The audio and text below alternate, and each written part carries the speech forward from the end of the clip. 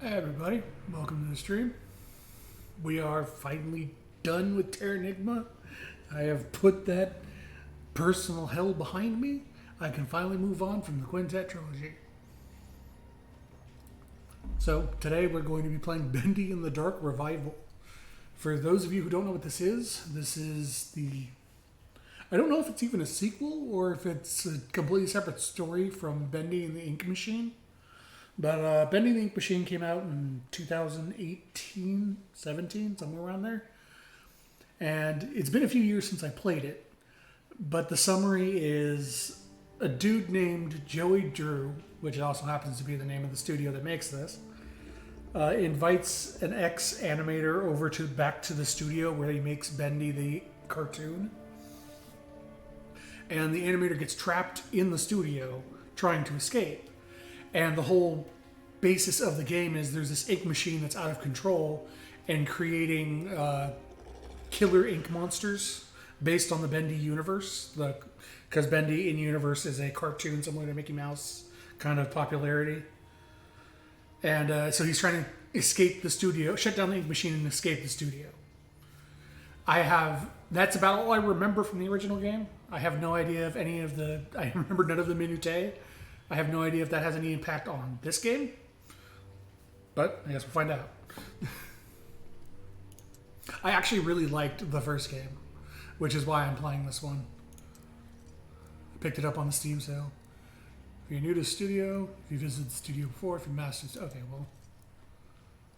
Yes. I had to start the game. I skipped all the beginning cutscenes. I didn't want to see them before stream. But I had to start the game because I'm on an ultra widescreen, so I have to fit the actual gameplay area to OBS, and trying to fit a largely black screen against a largely black background is really fucking hard. So I had to skip ahead to the beginning of the game, so I had not all black to work with.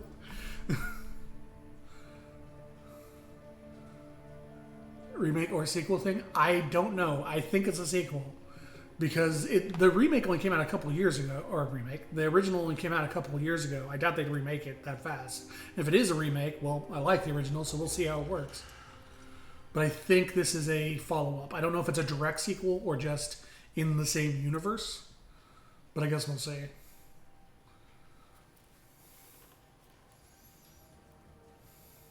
We're always free to choose. To believe what we want to believe. I'll probably recognize... Step back. When you really look at where you've been. I'll wait to talk until the cutscene's over. Things you've done. Your past will come. To devour you. Well, that's a cool loading sequel. Or loading icon.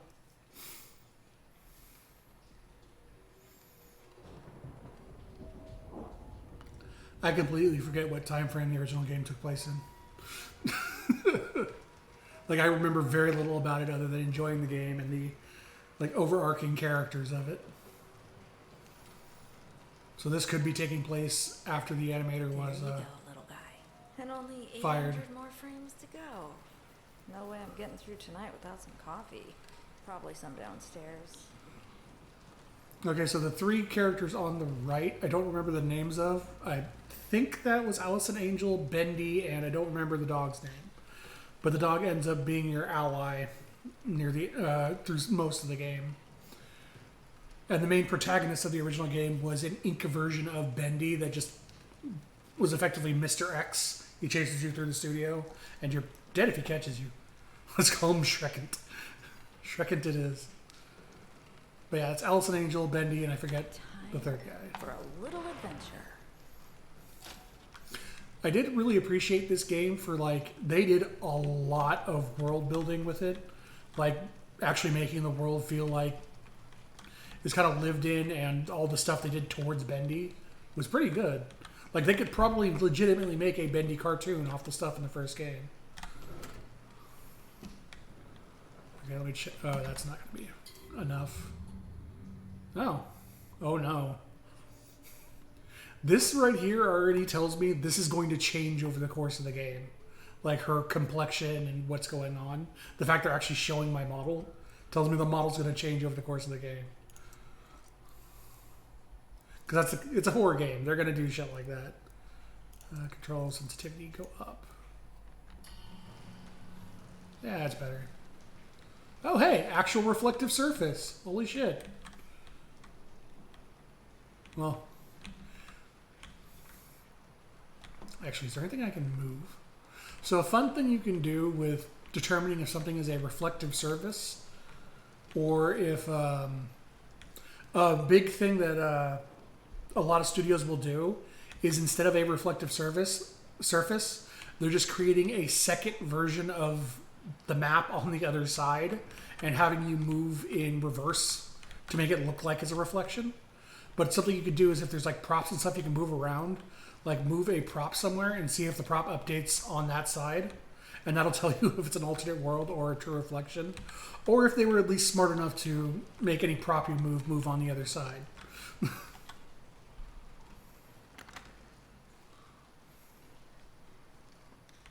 Hi, objective markers.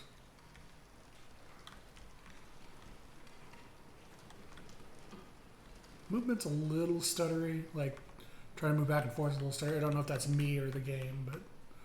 Ah yes, thirsty cold drinks such as cola, 7 New, Spritz, MT, root beer at...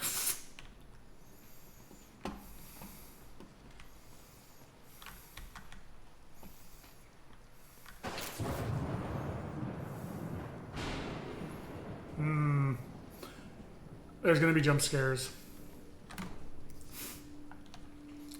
A big thing about horror games is if while wandering around, they kind of take control of your camera and like, you're going to look here. Now you're going to look here. It's like, oh, well, this is very quickly going to be used to, oh, jump scare. Oh, jump scare. Why does Dr. Phil work here? Who hired Dr. Phil?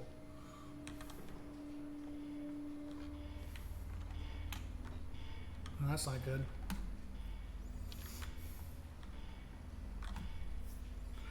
I will say Bendy and the Ink Machine did use some jump scares, but they were pretty, few and far between, which I appreciated.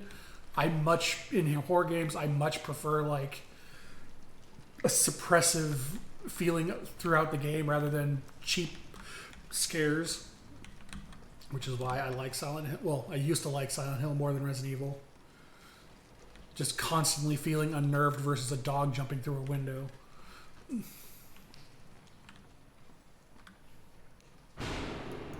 I don't remember who that is. I don't remember if that's from the original game.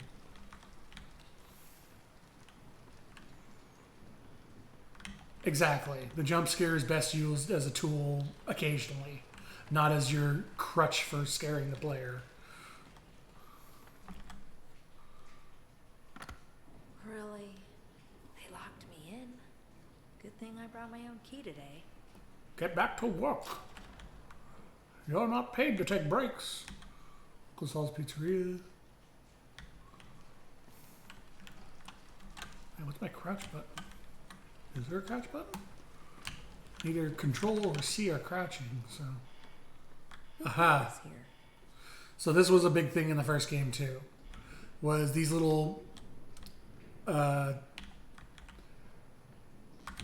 can't knock them over anymore. Was these little cardboard cutouts just kind of popping up whenever you would turn around or just around corners and stuff. But the fun thing was you could just knock them over or break them with your weapon. So you could be like, fuck you, Bendy.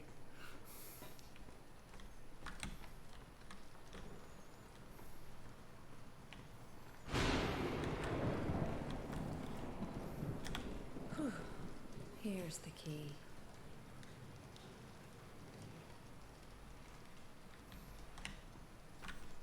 Oh, I was in play with the most ones. And it's gone.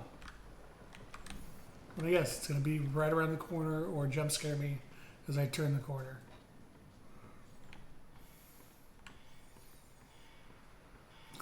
Like, that's the big thing about jump scares is they'll get me occasionally, but most of the time they don't get me, so it just like kind of feels wasted.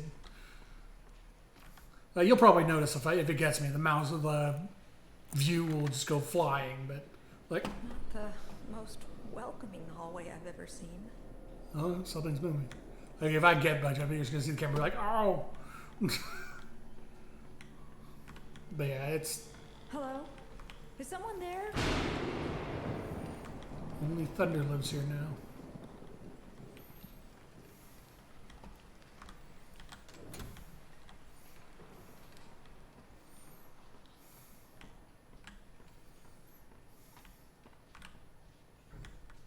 Oh, is that ink?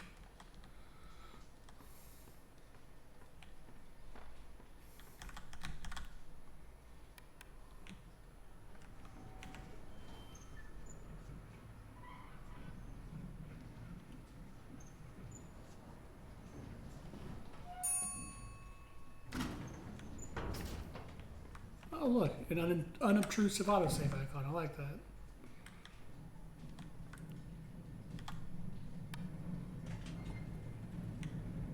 Oh, I haven't tried to jump scare me up. Wilson? You scared me to death. I'm sorry, my dear. Okay, Crypt Keeper. Frighten you. You're working late tonight. A pretty girl like you shouldn't be wandering around all by yourself. Mind if I step in? Of course not. Thank you. Audrey, you look like you could use a little Break. company.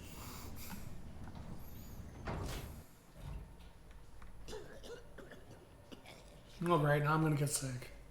So, it's been... I have the black lung. Just beautiful. Gorgeous. Oh. Oh, now it's weird. What was that? Please tell me we're not trapped in here. Don't you worry, my dear. It's just a little short in the system. Happening a lot these past few days. No need to fret. Let's see what we can find. Come along now. Old Wilson will protect you. I miss the dog companion partner. Old Wilson, you move like 5 feet an hour. I think you're just gonna die in like 10 seconds. What you pushing there, buddy? Is it nothing? Oh, I can't even walk into the darkness.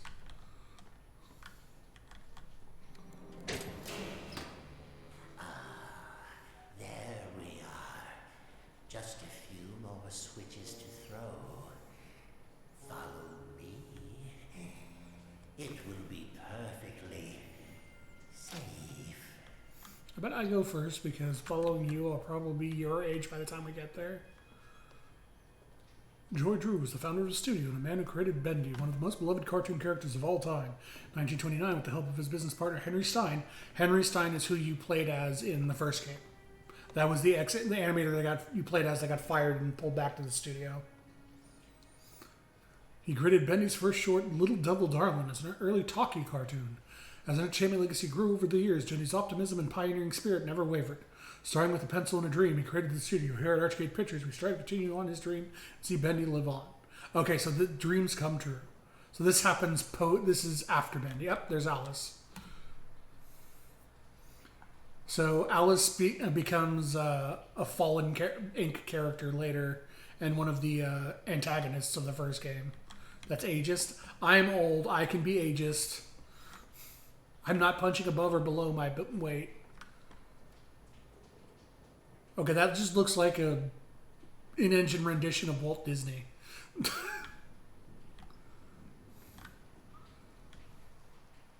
Just a pencil and a dream.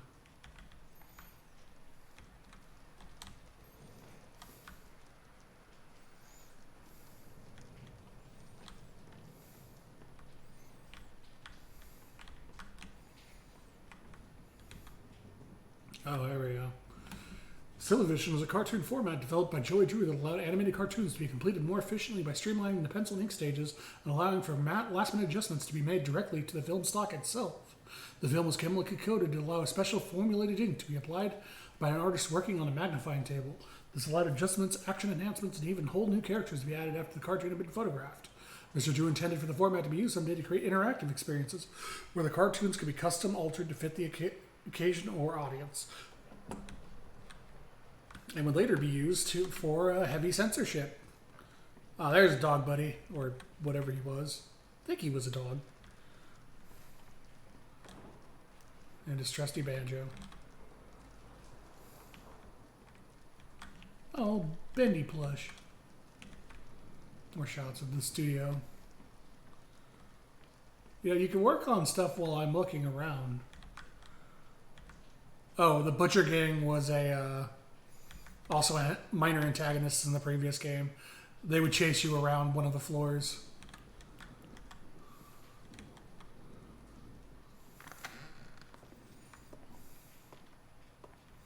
Effectively, all of these are like callbacks to the original game because like the original Bendy characters were the way were chasing you around the studio.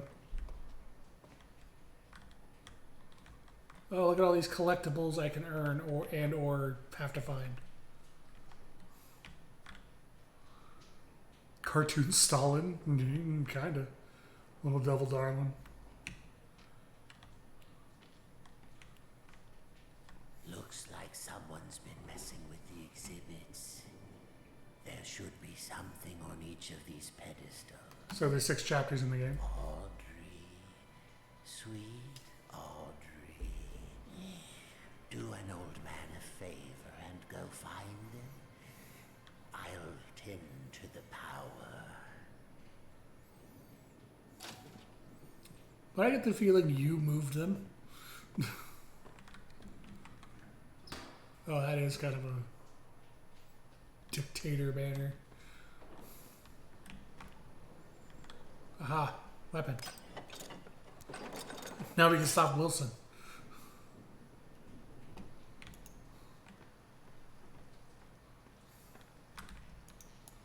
Or not weapon, actually. Because it'll just be a tool.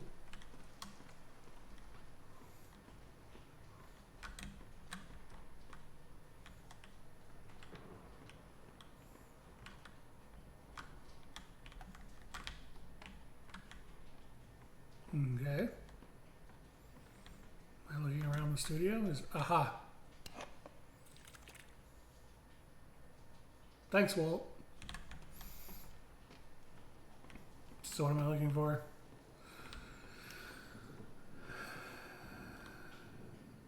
Bendy. Oh, the Bendy plush. Music. There's Inkwell. A cog.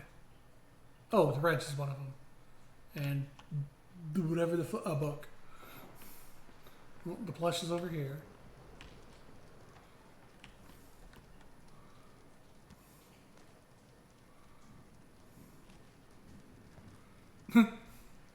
I always like when you get some kind of collectible when there's like a little interaction with it. Like the Doom Ring collectibles in Doom 2016 had a lot of that.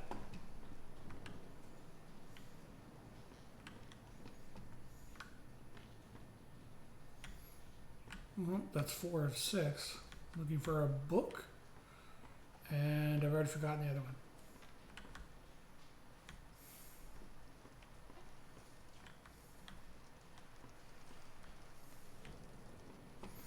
Also, why would you put things that need the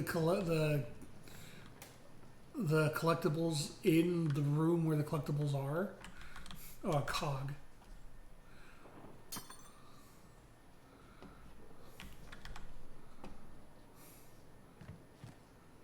And Lennon. Oh yeah, it is more of a Lennon thing. Like, why would you have a record player where this apparently priceless record is sitting? Or why would you have a perfectly sized wrench where you would need a wrench to be used? Knowing these are supposed to be like memorabilia of the fucking studio. I just grabbed Bendy's old wrench. We'll fix that problem. No time. So a cog.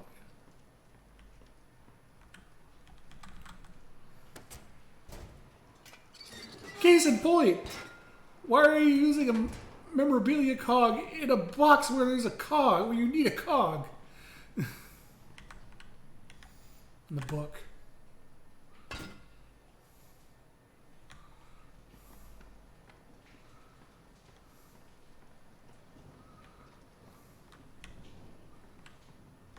So the ledger, is it this book? Is it? Aha, The Illusion of Living. Oh, that is not a good title.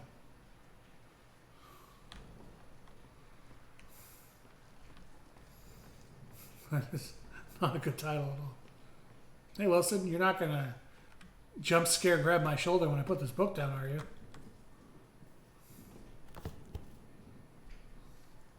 No, he's not.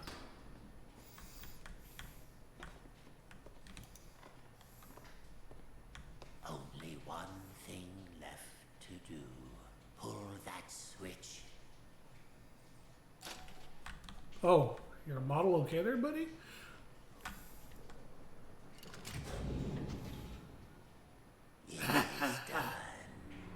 Wilson? Oh, Audrey. The things you've set in motion. Oh, the ink machine from the first game. Ink is calling us, my dear. Can't you hear it? What? Shh. Don't fret. We're going home. Stay back. Listen to me. Get that wrench nearby. Pay attention to these last words. Because very soon, you will forget everything. Let go! Come find me, Audrey. Come find me, and I'll show you your purpose. I'll show you the truth. This can't be real. And now, we die. What are you doing? Oh no! No! How could this old crotchety bastard betray us? Curse your sudden but inevitable betrayal.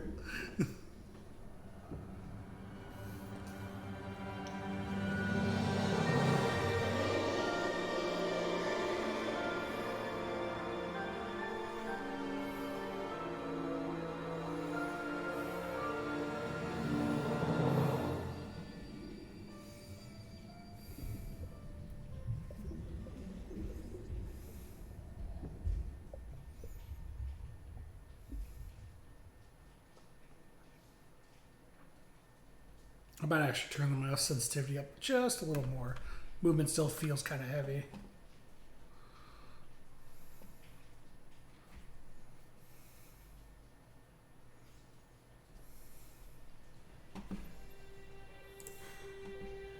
Oh, we're back in the ink studio.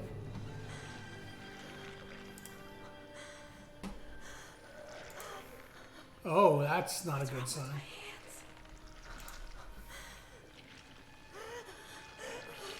What's wrong with my hands? Goop hands. Oh, Audrey. What's happened to you?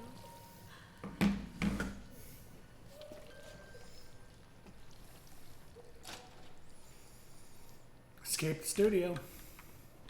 So yeah, this is pretty much the same kind of aesthetic the first game had. Oh. Don't like that.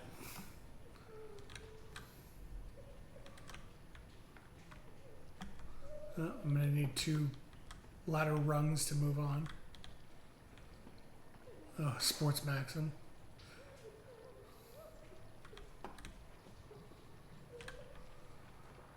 Alright, let's get... Every great story begins with mystery. Although those things may be dark, it's still truth will illuminate your way. Don't be afraid of who you are, for only what you may become and banish it away, your best pal. Memos are stored in the pause menu. Aha. Am I going to become Audrey Angel? Is that why I'm covered in goop?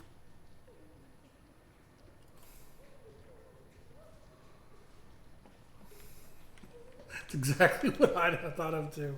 Memories are stored in the balls.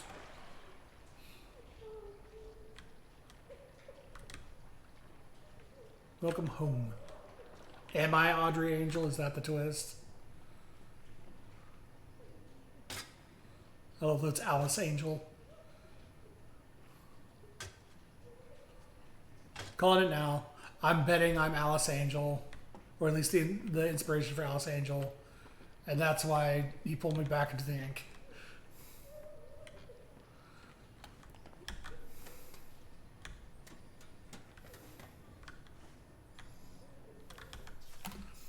Jeez, you'd think I was drowning kittens the way people are looking at me. I've never seen such disappointment in a person's eyes. But this is the way of things. If management can't pay their bills, the bank takes the goodies back. Still, it does break me a bit knowing how much I love them old cartoons. This place used to make, well,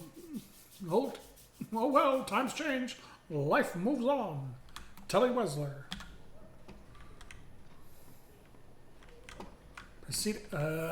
Nope. Changing that. Or no, we're not, because I can't rebind controls. I hate C as crouch. I always put it to control.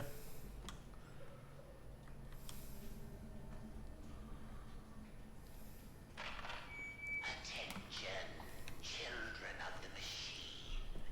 This is Wilson, your friend, Oh. your protector. For 211 days, you've lived without the ink demon haunting your steps.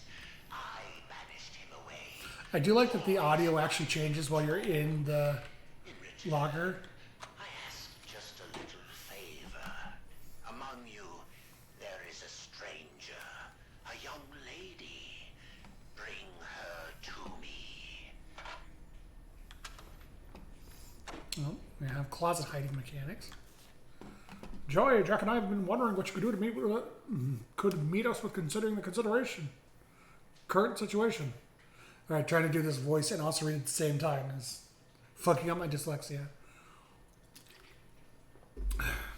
We've been with you for many years and we feel we have contributed to the success of Bendy in the past. Our interest is purely in keeping this company strong. We want to help you however we can. Let's talk. Sammy Lawrence. I think Sammy Lawrence was a character from the first game, just like a minor lore character. I don't actually remember.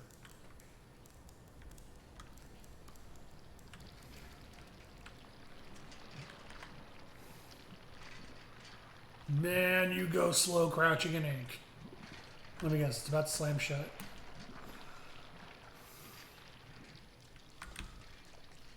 I guess not. Oh, a Bendy objective marker. We know. The ink drips. Darkness has spread through this studio. The reaching shadows creep around you. Something hungers for your corrupted flesh. It is close, so very close. It strains to grab you, choke you from behind. You will feel its breath upon your neck. It is close. Neat. Let's go ahead and file that way in the memos.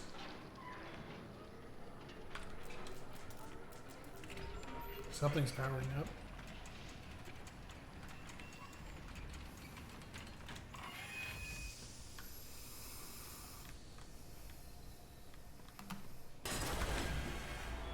Oh.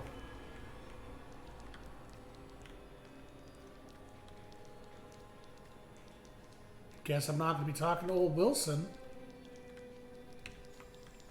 Butcher gang again.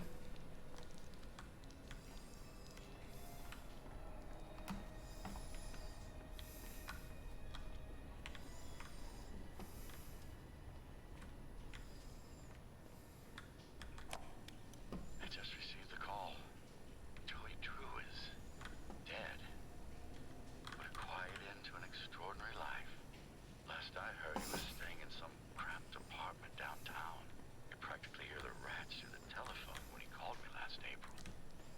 spite of that, old Joey sounded quite happy when last we spoke. More like the excited, hopeful young man I knew once upon a time. Well, farewell, my friend. What will become of your creations now? You're right, Raggles. That's probably ink Lenin. The lesser known form of Lenin.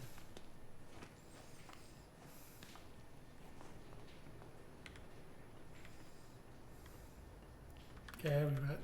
Oh. Oh, I see. So the lockers that I can't hide in don't have the slits on the window. So hello. Might as well just do that. Oh, okay. Well, there was an enemy. Now the real question is, one, what is the enemy's range of view? So if, like, let's say he's standing here, and I just sprint down that way and get in the locker, does he see it because he has line of sight? Or is it outside of a certain range of the enemy? Does he no longer have line of sight on me getting in a locker?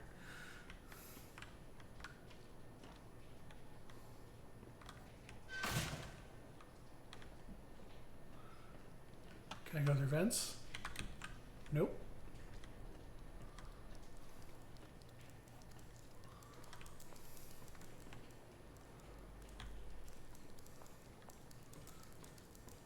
But down here, nope.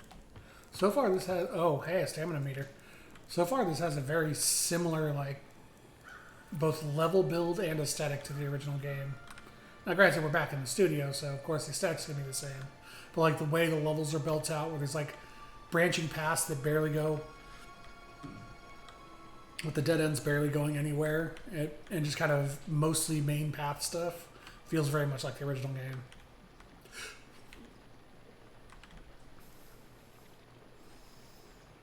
Oh, well, there's our old friend from the original game, bleeding from the throat. Sorry, buddy. So, in the original game, Ink Bendy died. Like, there was no stinger, no cliffhanger. Ink Bendy was fucking gone. Literal miracle station? Oh, it's another hiding place. I'm willing to bet that's a respawn point, too, given it's called Little Miracle Station. It's probably a Vita chamber.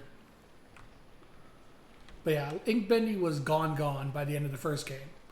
The way you kill him is running a reel that shows his cartoon ending, and it just starts showing the end, and he freaks out because his cartoon never had an ending, which is what was driving him, because he thought he should live forever. And then you should literally show him his cartoon ending, and that's how you kill him.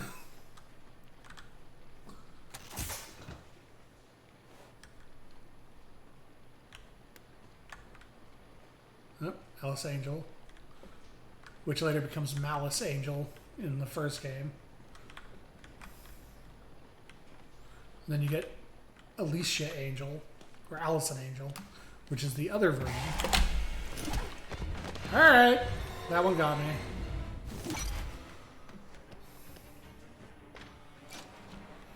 Run and hide.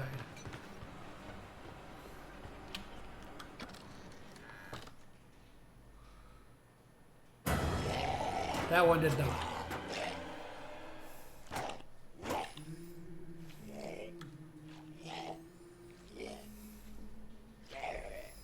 Look, as soon as I turned around and I couldn't see him on screen, I know that they were going to do another one.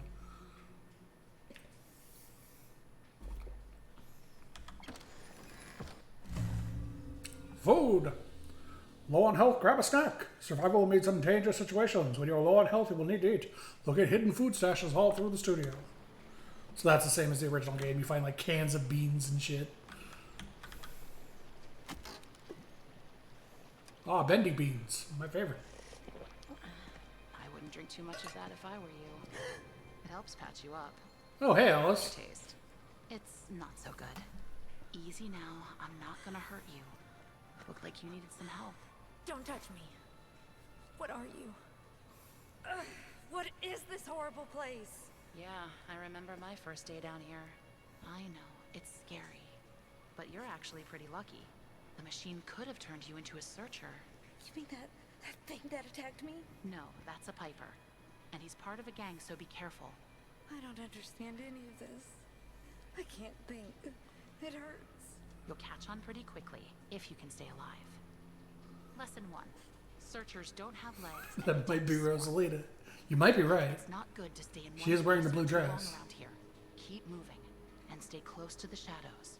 Take my advice. Head to the upper levels. It's safer there. Can I come with you? You can't. I'm sorry. I have a wolf. He doesn't care for strangers. A wolf? Like I said, you'll catch on. Good luck. I hope we meet again. I don't. And one more thing. Above everything else, stay away from the ink demon. What's an ink demon? Oh, you'll know him when you see him. Probably He Bendy likes again. to smile, and he kills anything that moves. I don't remember the Wait. first escape. Oh my god. What's your name? They call me Alice. I'm not very fond of it. I'm Audrey. Well, Audrey, welcome to the studio. Guess I'll wait for the letterboxing to end. Okay. I don't remember the first game very well, but I don't remember the models being that stilted in their animation. And another really minor thing, like, this isn't ruining the game by any measure of the imagination. Just, I don't like that the camera has such aggressive movement when characters are talking, or when Audrey is talking.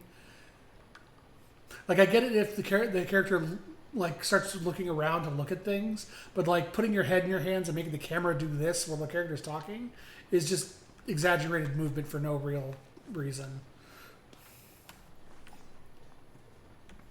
It's not what I would have done if I made this game, that's for sure. I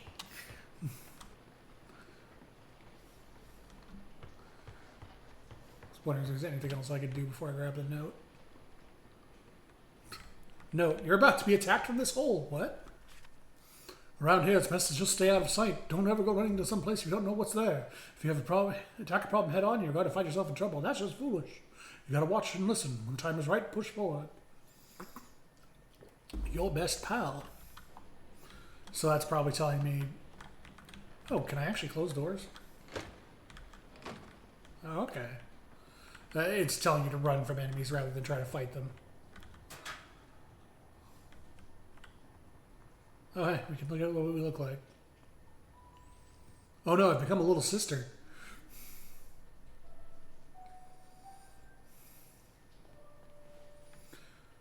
So to say this is Bioshock inspired is an understatement. Even the sound fonts sound like Bioshock. Ooh. Oh, that would make a good hiding place. They could just grab me out of that. I guess that's if you need something to pass by.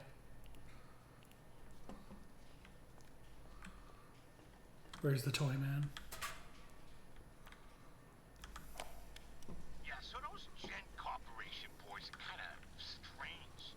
Every time I come back to work, they put in even more of their pointless gadgets. Last week, they built some kind of, I don't know, electrical towers over near Animation Alley. This week, they added security codes for opening doors. Jeez, what kind of work do they think we do here anyways? Last I checked, we make toys and silly cartoons. This ain't Fort Knox, you know what I mean? Now, it's my job to look over these shipping invoices and remember a bunch of random numbers? Yeah, no freaking thank you. I'm just gonna record the door code here so I don't forget it. Alright. Code is 451. 451. Mr. Drew, Mr. Gray asks, you didn't hear it from me, okay? Hear that, chat? We didn't hear it from him. There should be enough excuse to read the memos in the Mario voice. True? Oh, this is... Oh, no. It's starting to get jittery.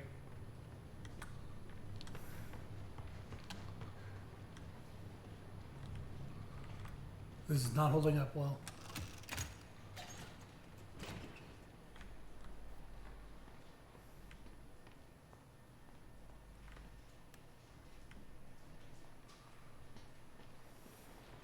Alright, let's see. Oh, this just loops back. Okay. I do wish the range on the interactable highlight was a little farther out. Like, I pretty much have to, like, yeah, like, okay, let's test this real quick.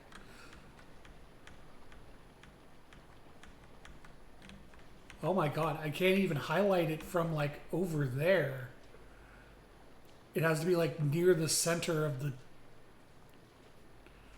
Oh, that's... What? That is not a good highlight system. I walked by this multiple times not knowing I could interact with it. It should highlight, like, if you're looking at the object at any point, not just at the drawer. Oh, good, a memo. A new terror has descended into our lives. This man named Wilson. Ever since our world feels strained, like a great beast held in chains, the ink demon hasn't been seen in a long time. Many of us refuse to believe he's really gone. But what does it matter? Down here, we're all sinners. Children of the machine have the demon in our inky blood. Yeah, like the main issue is this blends into everything else in the scenery. So I had no idea I could interact with that.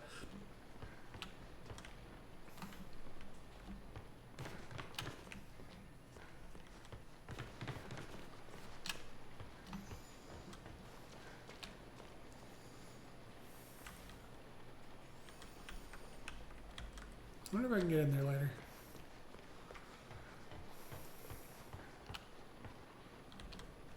Alright, time to move forward.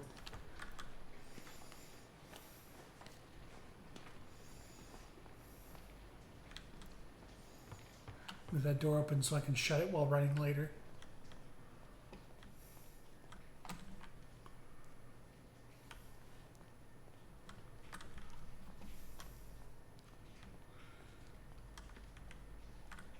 Nothing down there.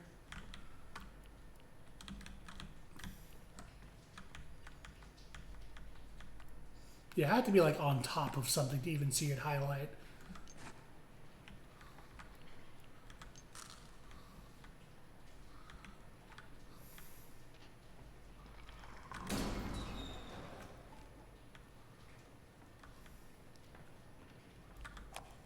It seems that Archgate Studios, in all its misplaced admiration, was so eager to absorb the life's work of that crooked charlatan Joey Drew, they didn't fully realize what they had acquired.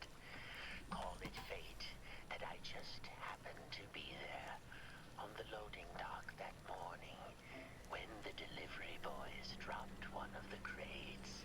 It smashed open, and inside there was something truly special. A mass of yellow steel and beautiful rivets. Some kind of machine. No one knew what it was, so the fools put it on display for all to see. But I could tell that this crude device held secrets. Secrets that could be mine. Well, you did reactivate the original ink machine again. Wow, you can hide in hollowed out barrels. Alright. Again, don't think that's going to help much when they can see me hiding.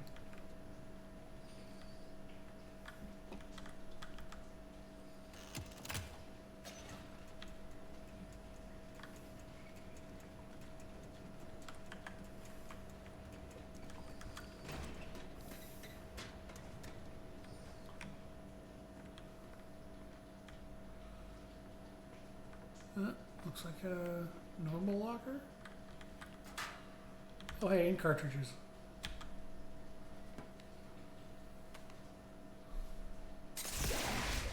Why? Why would that be your first thought? Oh, okay. Unstable ink. Maximum stamina or maximum health?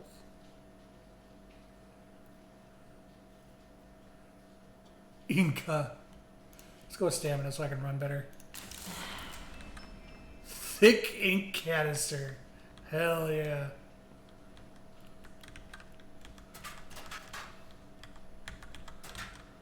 Girl's thick with ink. Oh, keys. Wilson's keys specifically.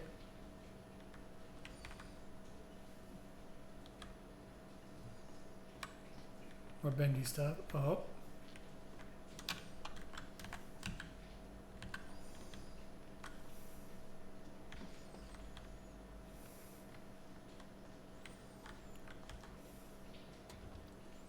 Hey, buddy.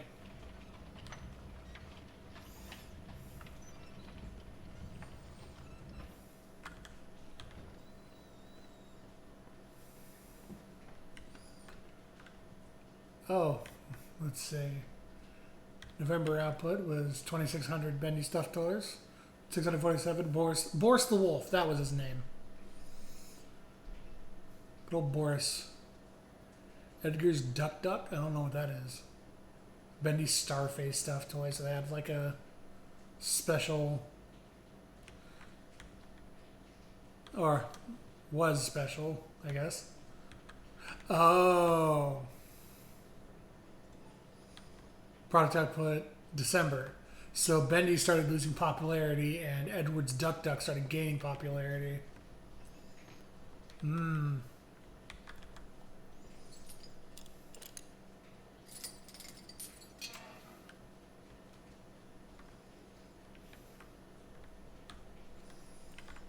Keep closed. Yeah, I've never listened to these things anyway. What's the worst thing that could be in here? Some horrible ink demon? Jump scare?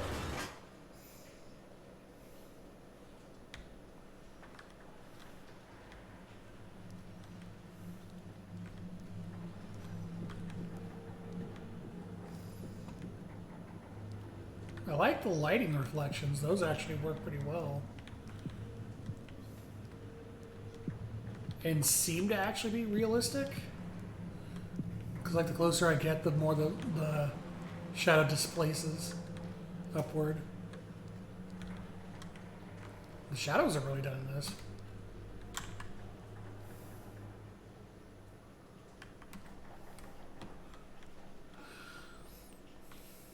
Oh, there's one of the Butcher crew, or at least a cutout of them. Oh, nope, there's one of the Butcher crew. That one did not get me. Save your game at any time, like right now.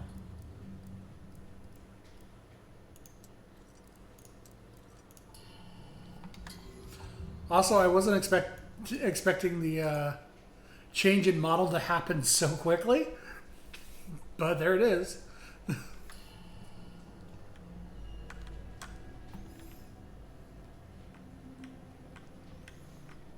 Oh, are you a Vita Chamber? You're the Vita Chamber. It probably reconstitutes me as an ink creature.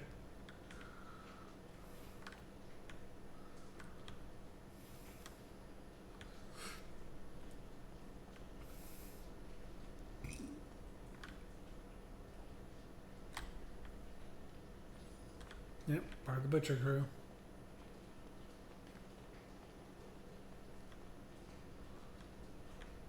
Yeah, these guys showed up like fucked up and horrifying in the first game. Which I'm sure is a surprise to everyone. Let's check the employee lounge first. Keep forgetting I can sprint. Despite the fact that I put points in the stamina. Well, this looks like I'm going to break through here eventually. Oh, sweet trash can.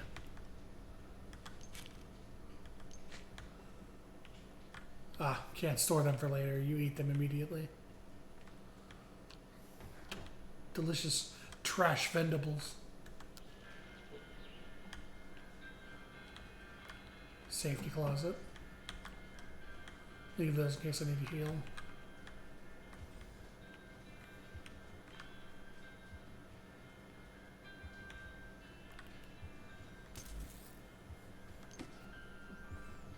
There's a heartbeat or something nearby.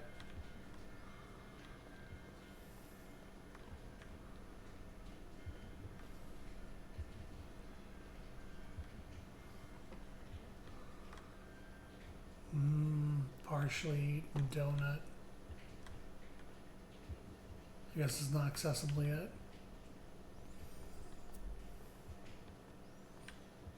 The Little Devil's Lounge.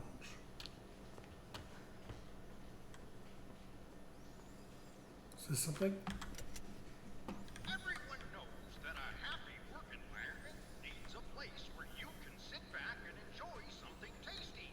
I'm Joey Drew, and you're standing in our grand, expensive new employee break room. My company family always deserves the best. By partnering with Bacon soup was the primary healing item in the first game. provide the most delicious treats at a very cheap cost for the workers. Pull up a chair and chat with my friends. Yeah, so Jerry Drew is the poor man's Andrew Ryan.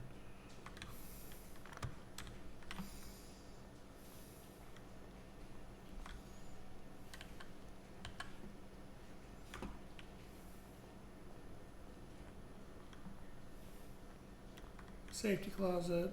Oh, I guess those aren't invited chambers. Those are just ink showers.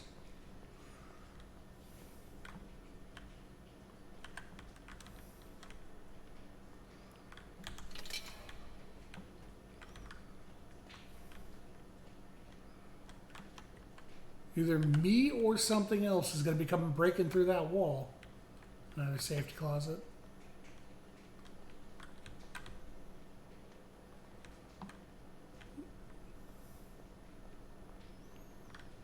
Jet card required for safe and sound. There's a lot of safety closets.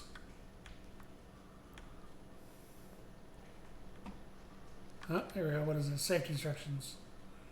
Inkwell.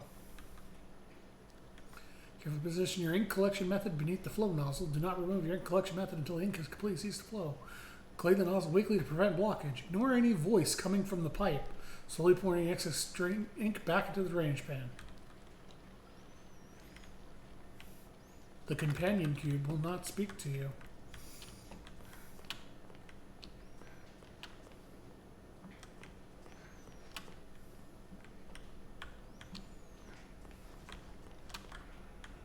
I'm glad at least something in this game is highlighted before I reach it.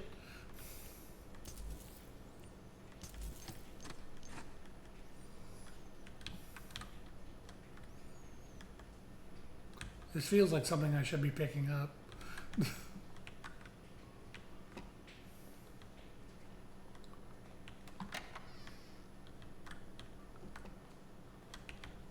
Just gonna close that while I'm in here.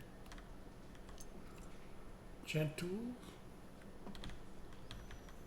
Hey Bendy, what you got for me?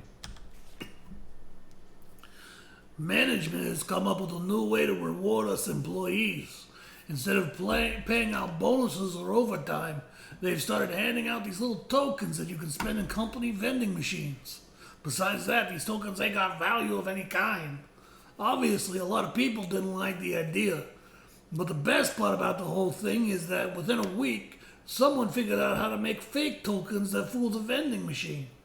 We started calling the fake ones slugs. Now, I can't remember the last time I seen a real token around here. The slugs are everywhere. Probably costing the studio a ton of money in snacks alone. Hudson Doyle. Alright, well, take all the slugs. Ooh, tasty chocolate nuts.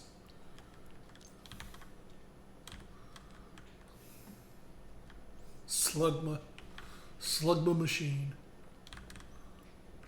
Oh my god. Like, this is great. A great example of why this highlight system kind of sucks. Is because, like, that looks like part of the damn bookcase. but it's not. Yeah, the Mario voice is a little hard to do for like extended periods, but it's alright.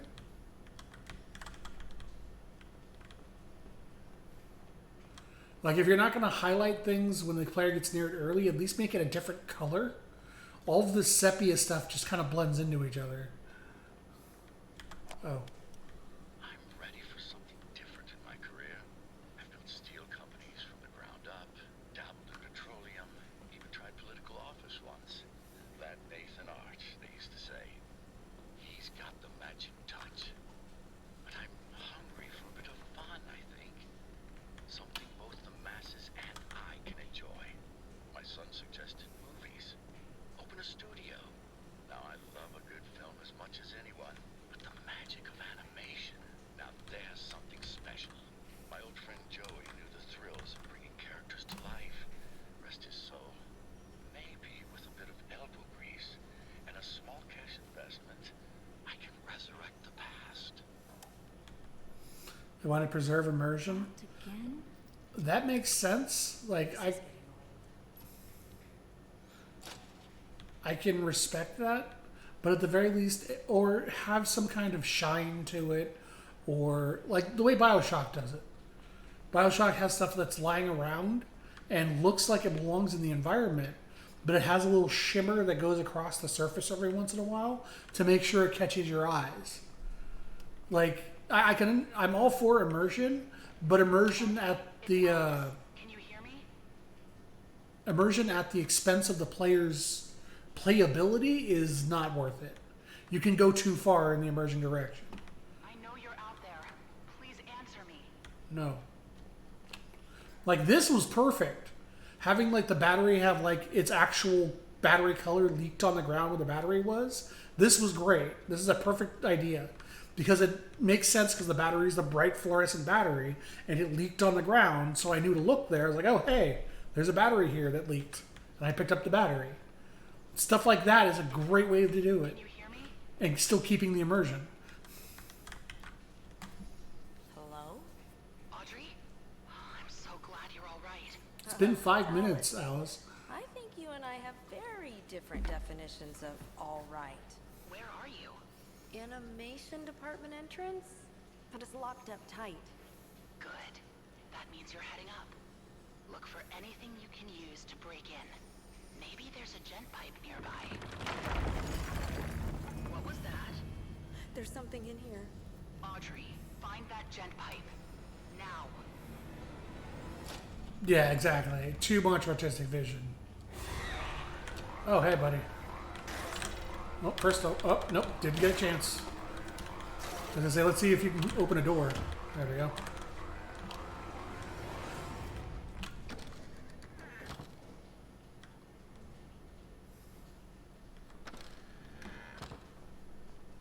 I guess they cannot open doors because he did not get out.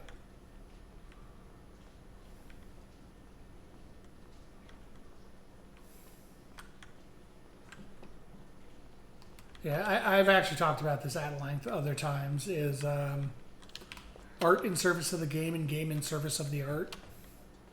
And game in service of the art is a bad design choice where you're more or less the art is so, like, the artistic vision of the game is so aggressive that players lose the ability to differentiate between the actual art and what's actual gameplay.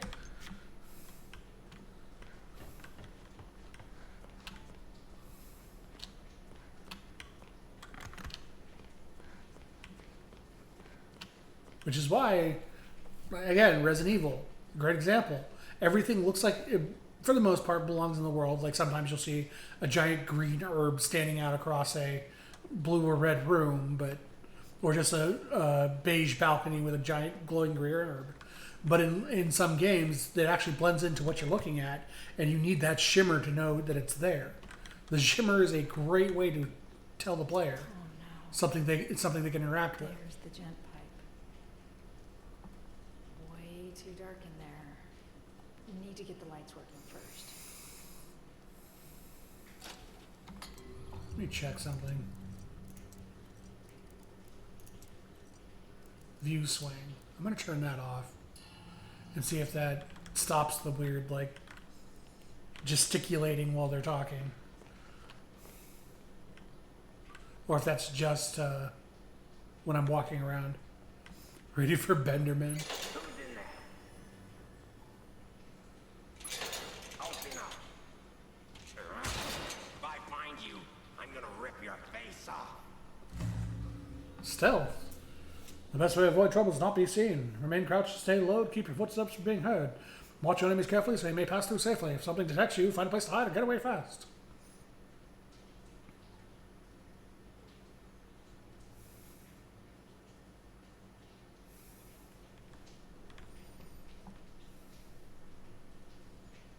So does he go away if I hide, or does this only serve as a way of protecting myself should he catch me? Guess we'll find out. A box of ammo that's red but big grimy makes enough sense because it's either gotten blood on it or is in the sewers. Yeah, like the objects here could be vibrant but have like ink like all over them, so you just see bits of the color of what it used to be. But it's still covered in ink to, like, you know, make it thematically correct. Is he just gonna sit over there? I guess so. Oh, he's working at the desk. Good for him. Wait until you get ink vision in the sequel because solving the problem is hard. Oh. I mean, this is technically the sequel. This is Dark Revival. I've already done Ink Machine before.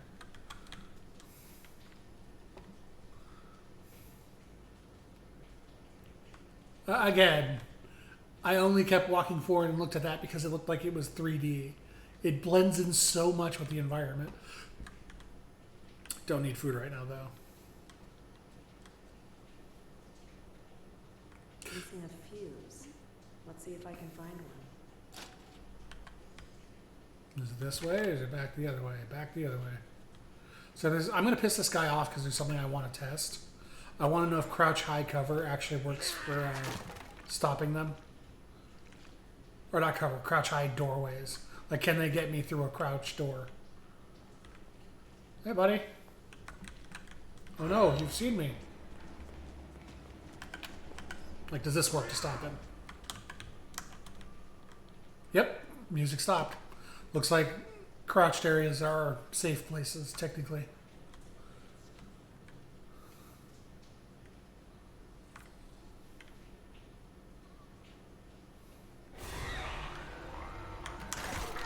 Okay, may not work against him, though.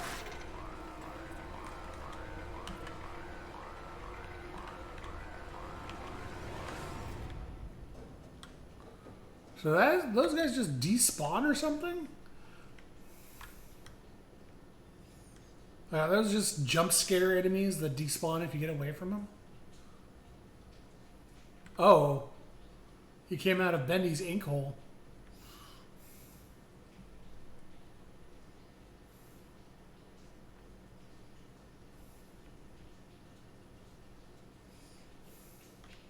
Also, where'd the other dude go? Oh, he's over there.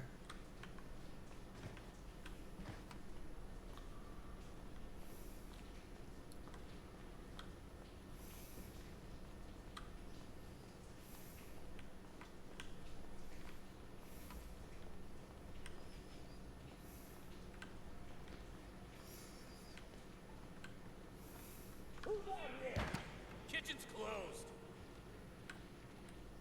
Yep.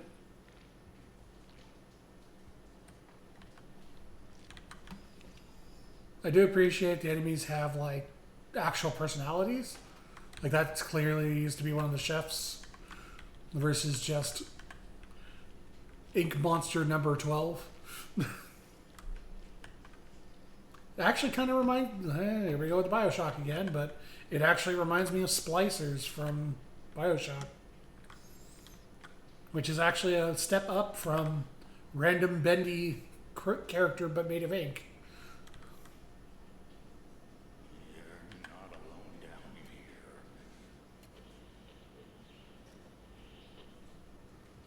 Am I going to be able to get past him?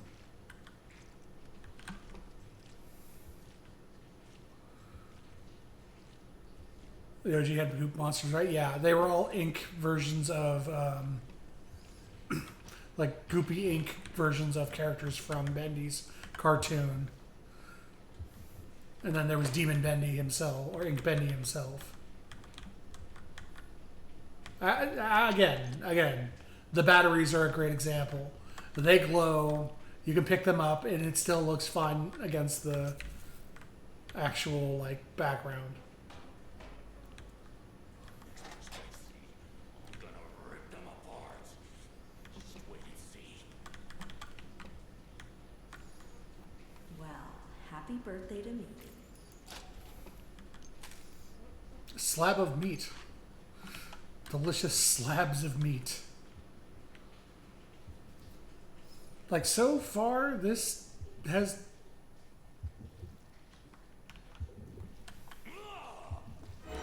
Okay, well, I've got no safety.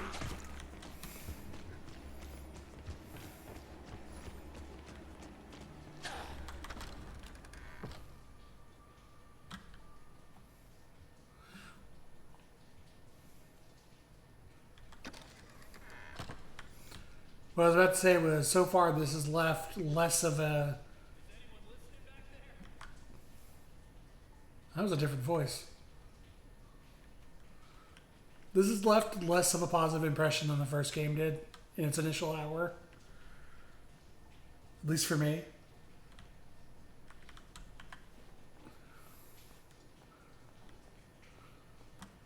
Because, like, the fact that he came back and I had nowhere to go, like there was no safety option in that room, so I just had to take a hit to get through, is kind of garbage. What the hell? What?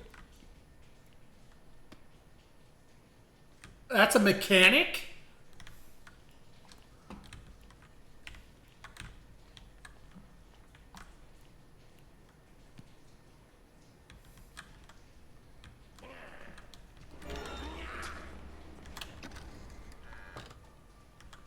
Okay, so do they just give up no matter how close they are if you get in the locker?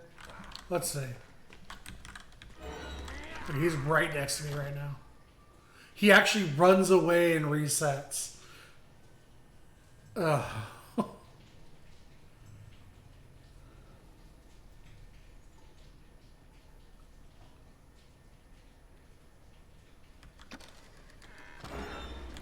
Oh, of course. Okay, this is not a good stealth system at all. Hey, buddy.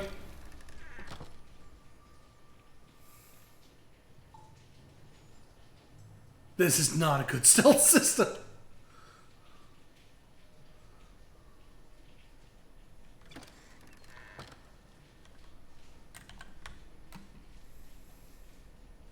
So I chose to play this because I really liked the first game.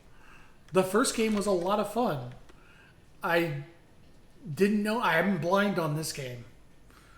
Like I don't know what's going to happen in this game. But yeah, this is not leaving a good impression compared to the first one. I actually really liked the first one. Lights are on. Time to get that gent pipe.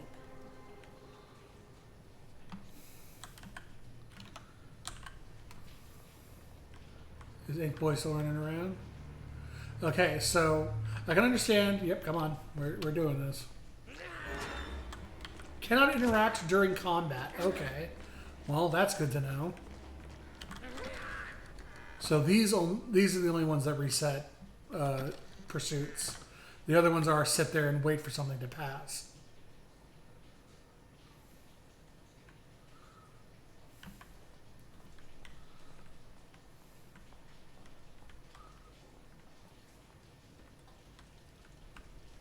But yeah, I'm buying this because I liked the first one a lot. And I was hoping this would be more of the same, but I guess not.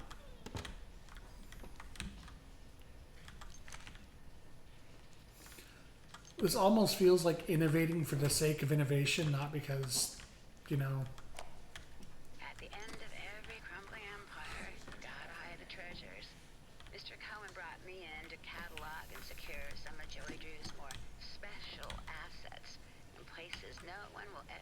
find them. Sure, that sounds completely legal, right? Anyway, I'll be leaving some clues around so we can find them later. Just remember, this nonsense wasn't my idea. So, here's my first little hint. I finally... I turned off view swing. found a use for those silly motivational posters here in the atrium offices.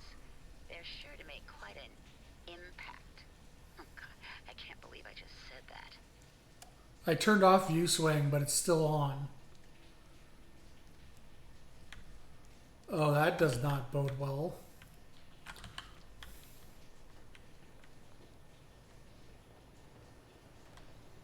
Like, I can still see the view bobbing around, too. Like, because turning off view swing is supposed to be a anti-motion sickness thing. But it doesn't even seem to work. Because it's still bobbing and the view still kind of sways back and forth. We're playing with fire, no question about it. First, Gent comes in here and puts his thick, heavy pipes over everyone's head. Know what I mean, Luigi? Must weigh a ton. Then Joey opens up the place to tours to the general public. Are we really thinking this through? For Pete's sake, Sammy's music department is constantly flooded. Sammy and the music department was also part of the first game. You end up fighting Ink Sammy at one point. And while I was giving a tour last week, we also lost the whole dang wall when the valve blew. Stupid tour guide group applauded thinking he was part of the show.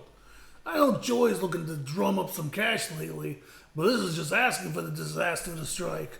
One good accident and there's going to be a landslide of trouble. I will hydrate, thank you.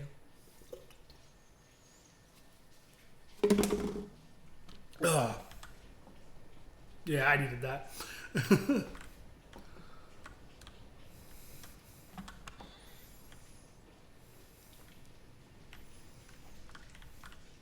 The dark puddles are calling. Ooh, calling who?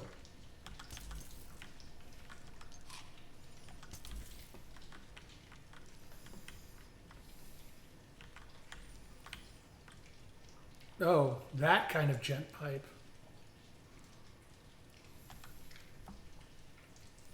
Oh, I got a weapon finally. At least now I can defend myself. Jet pipe. A weapon of many uses. Your all-in-one tool for surviving many dangers. The jet pipe has many useful functions and upgrades once you find the right parts and schematics. To use, press the left mouse button to attack enemies and break objects. Alright. Pretty swift swing. Does anything happen to it once I'm exhausted? Oh. 4 hits takes down a main guy. Oh, and he had... Oh, okay. So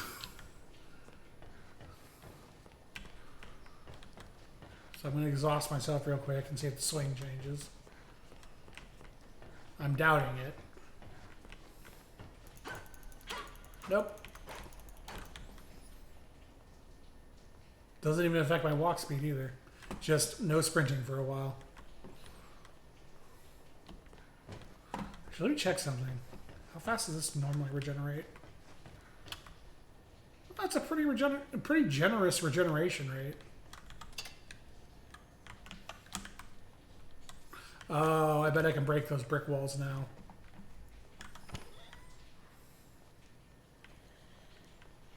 Yep, where are you, buddy?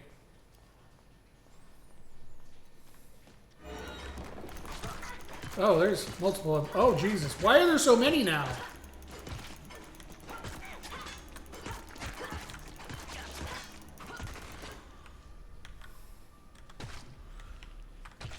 I guess they realize that one of them is not going to be sufficient now that I have a weapon, so they just randomly tripled the enemies in this area.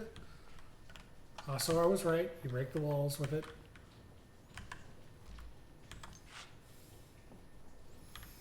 Fighting back, the scariest thing. Yep. I heard some of the workers from down the hall last night talking about storming Joey Drew's office. They were using some colorful language, banging their fists on the tables and chairs. It was the same bunch who whistled at me yesterday. Things must be getting serious. That accountant, Grant Cohen, there's a guy named Cohen in Bioshock, just walks from his desk down to the men's room and back all day, over and over again, gripping his stomach, kind of green in the gills. I can't tell if some of the 80s isn't agreeing with him or he just can't take the pressure anymore. Joey's got a plan, he keeps saying. Jet is making something special. I really hope he's right. I may just be a secretary, but this place has a magic that I don't want to see end.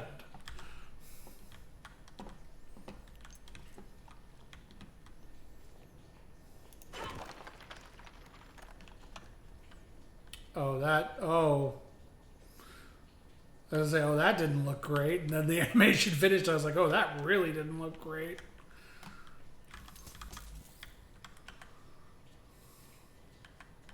There's a second brick wall around here, too. There it is. Oh, it just goes into this room. They're pointless, but fair enough, giving you things you can break that just for the sake of breaking them. Can I break vents? Nope. Ooh, but it does leave strike marks. Is it the... Oh, I don't... Wait, nope. They just fade over time. Yep. Oh, they just pop out of existence. I'm starting to get the feeling Bendy 1 didn't make enough money to really fund Bendy 2.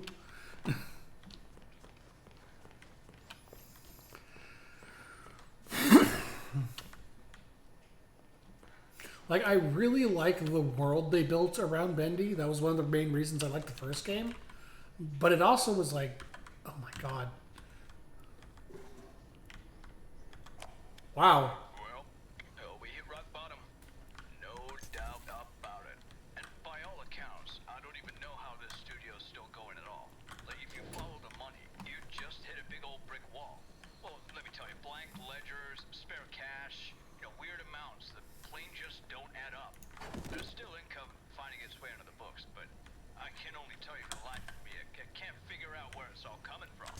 Though the obvious answer here is that Jen's privately pouring in some funds.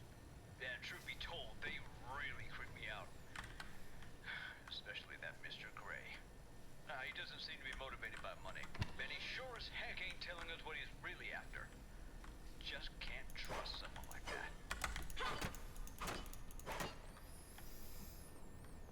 So I want to point out this door was previously locked, and it gave zero indication that you could unlock it from the other side. Also, what determines if a door can be opened and closed again or not? Oh, hey, can I just... Nope. I hate to be so critical of this game, but it's like, it's such a step down from the first one. That Wilson, he's everywhere, yet he's nowhere. I don't know how he does it. It's madness. Madness! What if he's inside my mind? What if he hears my thoughts? Can you hear me now, Wilson? Can you? You won't get me. I've got a plan.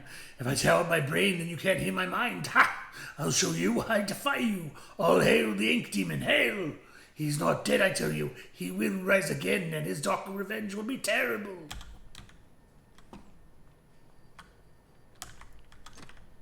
Almost missed another one. I still don't understand how this is supposed to be a hiding place. They literally just look slightly down, and there you are.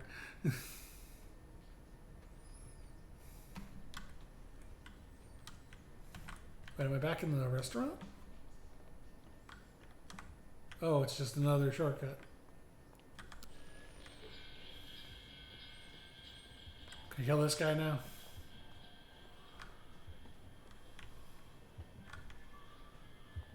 Oh, this guy doesn't exist anymore. Let me have it. I see bacon soup in there. Let me have the soup. Also, whatever the fuck is pumping in there. Oh, it's literally a heart in a pan.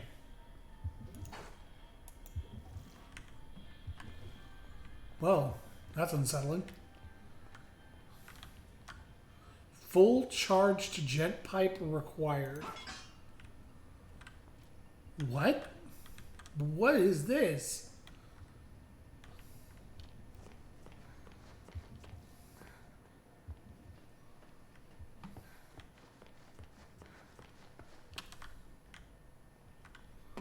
Oh, I did see something light up.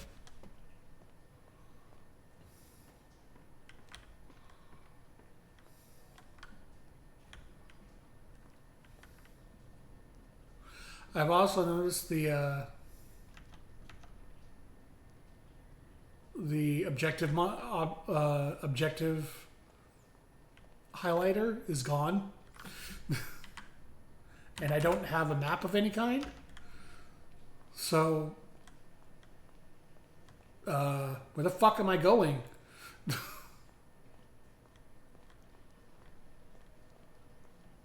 Oh, here it is. Yeah, no objective highlight at all.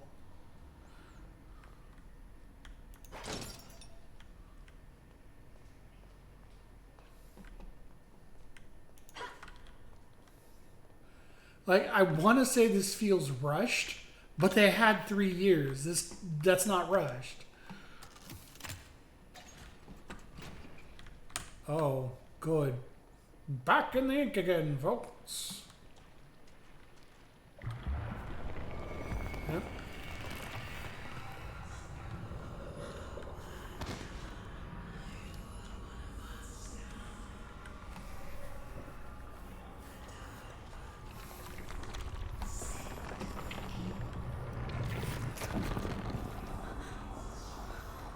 Am I getting plasmid abilities now?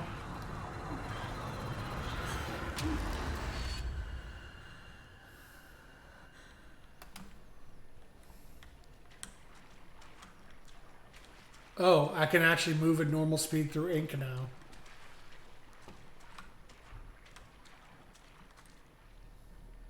Oh, there's the illusion of living again. That's probably not a good sign. Oh no, she's bending out. She's about to bendy all over those guys. Is my model changed? I honestly can't tell. Ah, more slugs. Like, I actually really like the in-universe explanation of having slugs instead of actual just corporate coins to collect. I think that's a good little lore touch. Hey, I was looking through that. Okay, there we go. Wait, what does that say? You have to kill me. You don't have to kill me.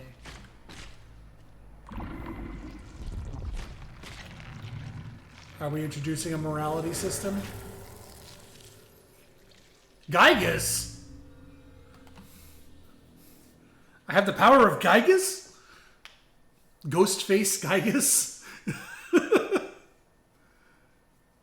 The powers of ink are yours to command. Use the power to send monsters back to the dark puddles while crouched and undetected. Interact with an enemy from behind to banish them. Banishing also restores a portion of your health.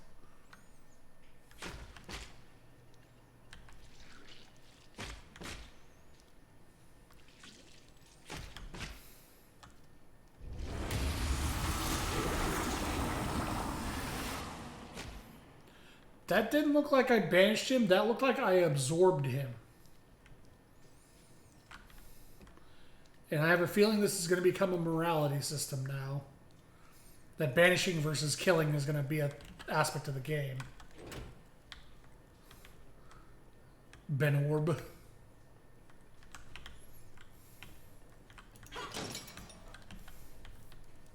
Oh look, our friend the Bendy marker is back. Gent card required.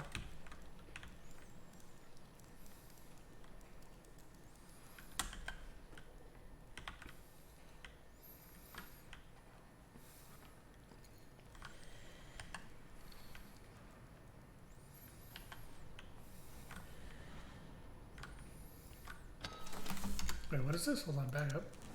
Oh, create a gent card. Requires 1, 2, and 4 of those. Can I do that? Grants one-time access to a safe and sound locker. Do I have those materials?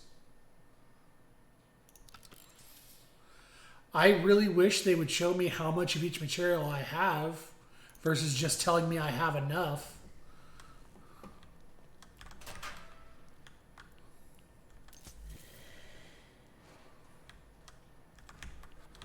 That's a Heidi locker.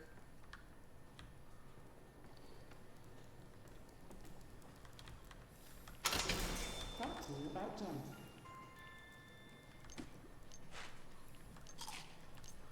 So some food, some...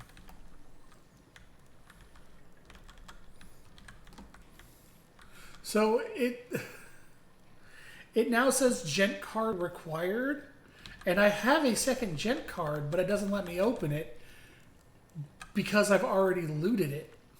Oh, nope, I can use it again. I just had to walk away. Now, okay, before we do this, here's the question. If I use another card to open it, is it still going to be empty? Okay, no, it's randomly generated. Which is nice because it means I don't have to go back to the previous box I saw and open that one, because these are just generated randomly every time. So yeah, moving forward, gent boxes are completely random. But it gave, like, the weird thing is it gave me materials to make more gent cards. So, like, if you look in here in the lower right, it tells you how many of each material that you have. But if it's giving me the materials back to make more gent cards,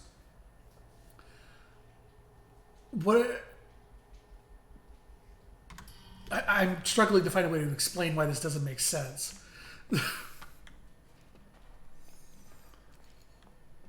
It's giving you the material back that you use to open the box.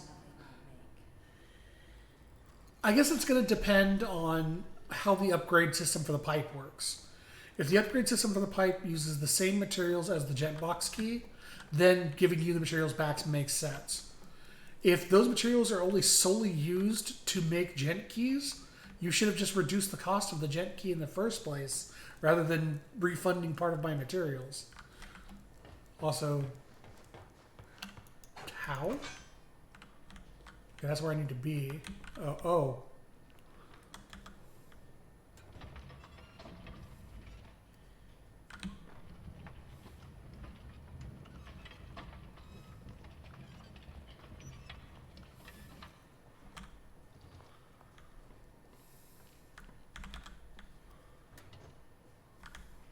Oh no, it's in place.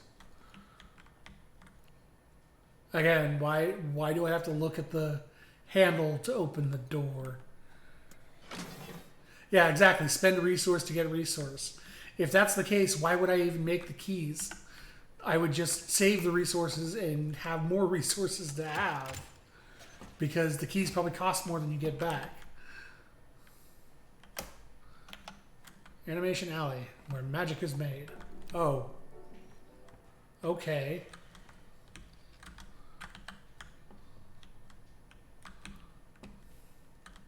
So I guess I'll just sit here. But we give you parts, we can put the crafting tag on Steam page. True.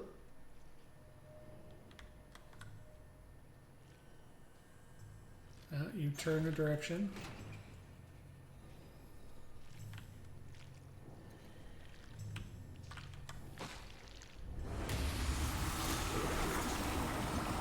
Come with me, my child. Someone coming this way.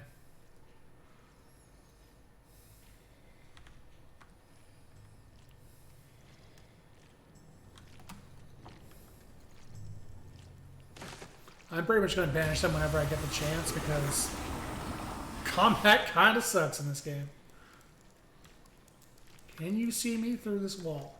That clearly allows you to see me. You cannot.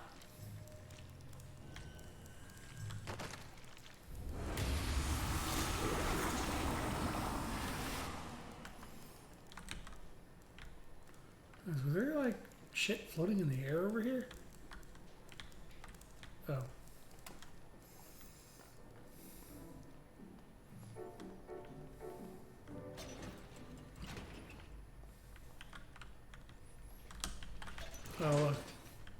Oh, yes. Of course, the vent would turn into paper after you hit it. Well, I guess it's an animation studio. I can excuse that as being in World. It's an animation studio, so technically it could be like drawn papers kind of thing. We're in the final days here. I can tell people are packing things into boxes. Tools are going missing. You can smell the panic in the air around the studio. But us gent boys were just watching from the shadows. We lock the doors and keep the research going. Mr. Gray already gave us a little wink. All is well.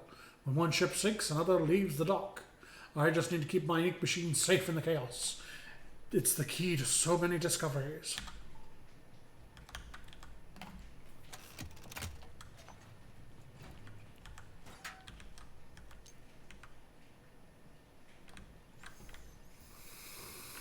I have no idea what that opened.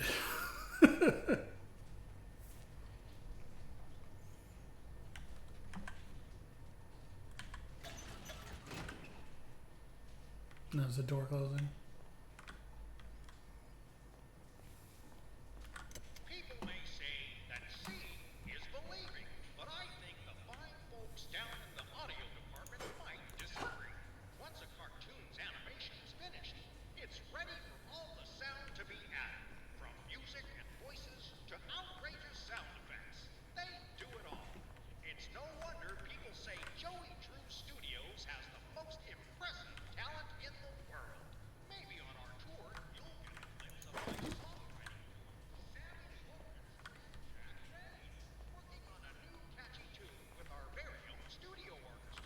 Or maybe you'll spot Mrs. Allison at the recording the voice of our favorite little lady sent from above, Alice Angel. On the Joey Drew Studios tour here in Animation Alley, you never know what will happen. So keep your eyes and ears open. But before we head into the main studio to see the actual magic, Oh, this is way too long. Uh-oh. quick stop into our award-winning editing room. This is where they put all the ingredients together to create the final cartoons that you'll see in Yep, that's definitely an important ingredient right there. is one of the busiest spots in the whole studio. There's always lots of work pouring in. But don't worry, folks. We hire only the best people who know how to get things done. Well, hey, looky there. It's Carl, one of our editors. Carl always has lots to do, but he always gets it done on time. Hang in there, Carl. What a trooper. And now it's time to move into Animation Alley and see the Joey Drew Studios family at work. Take small children by the hand as we enter. Okay, this takes way too long. This... Oh. That... Okay, I wanted to stop and listen to these things, but this is...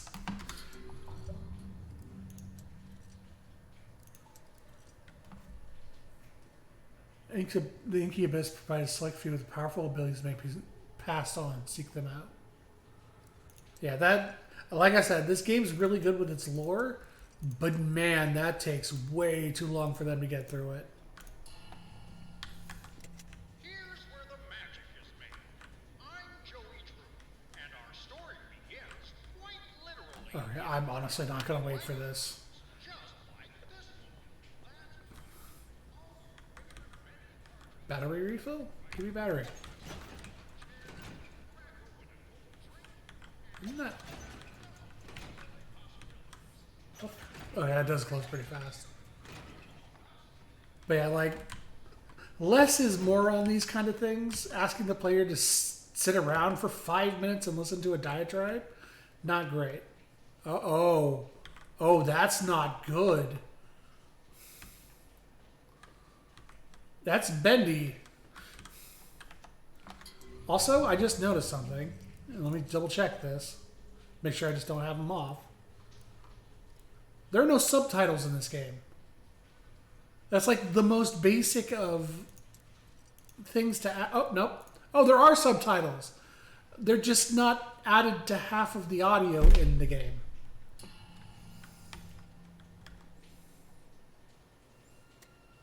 I'm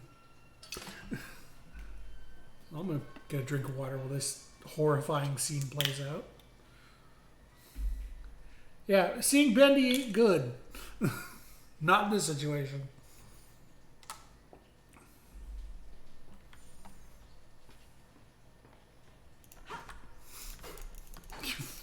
Fucking end it now.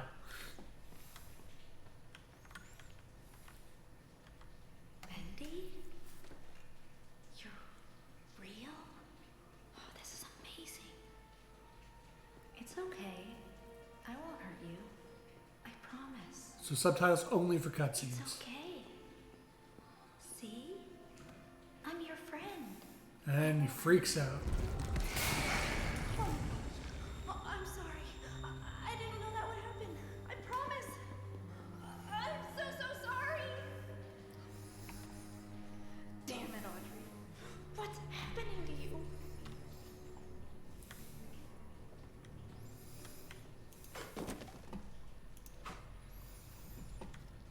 Alright.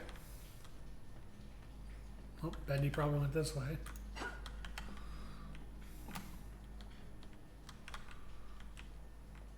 I do appreciate stuff like this, at least, where a game gives you a logical path for someone had to have gone, versus turning a corner and there's just no one there and there's all walls.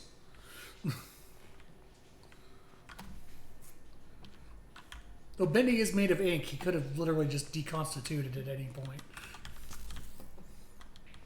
Don't knock. Of course. I'm willing to bet that advances the story.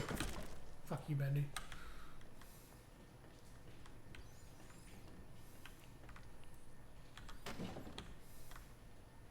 Nothing there. Well, nothing else to do, at least. Hey, Boris. You're a real one. Who's out there? Is that you, Phil? I told you I'm not opening the door until you bring me my pictures. I drew them. I want them back. Alrighty. I don't know why that. I need pictures! Pictures of Spider-Man! So, he had the name The Lost One. So the Lost Ones were a faction from the original game who were effectively ink creatures who had broken away from the ink machine and actually tried to like survive and weren't like berserker horrifying and die too. Only Boris deserves to stand. So yeah, the Lost Ones were like a good faction of ink creatures.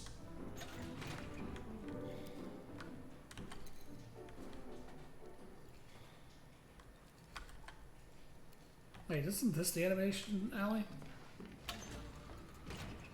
Alright, so we're looking here for pictures.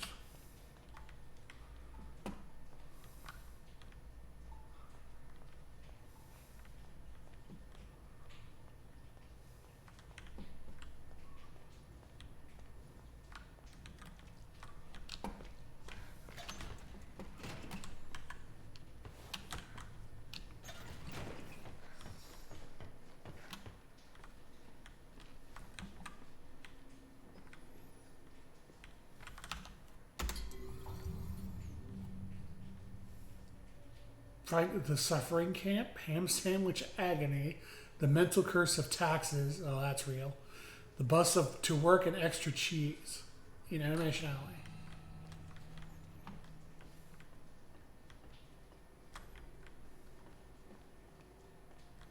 Oh, is this door open now?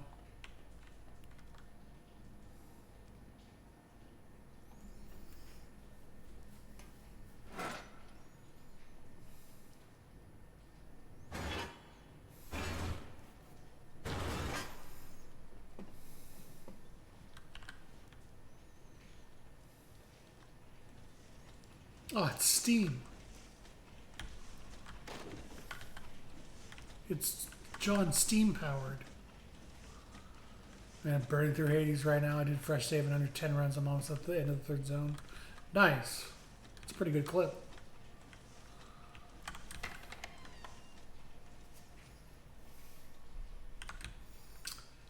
The power belongs to him. Yep, sure does.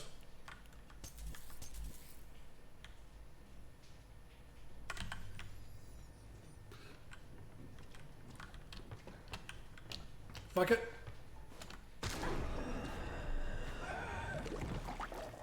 Oh, hey. They are Vita chambers. I was right.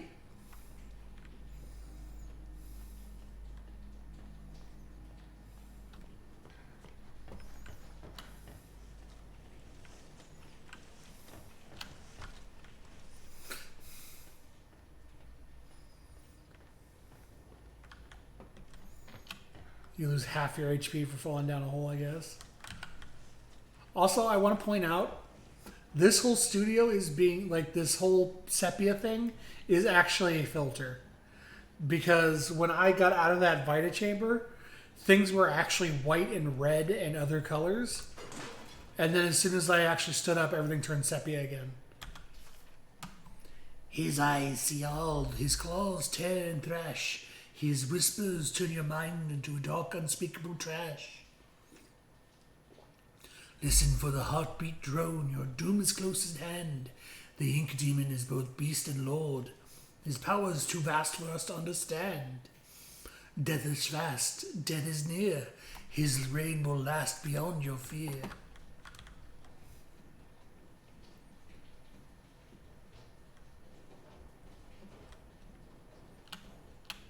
Yep, love this super slow crawling section. I really hope I get an upgrade that lets me crawl faster.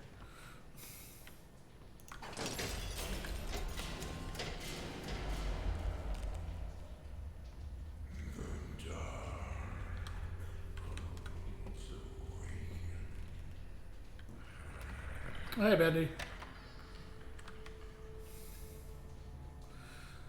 So I'm going to guess this is a reference to the first game in which enemies can actually coagulate from larger puddles of ink. Like they can actually spawn from the larger puddles.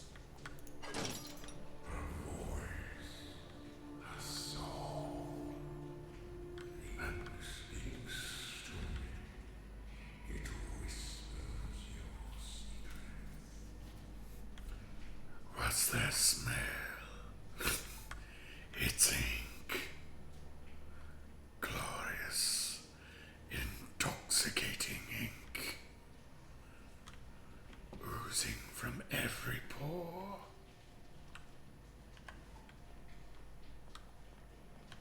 Oh, a Bendy plush. Nice.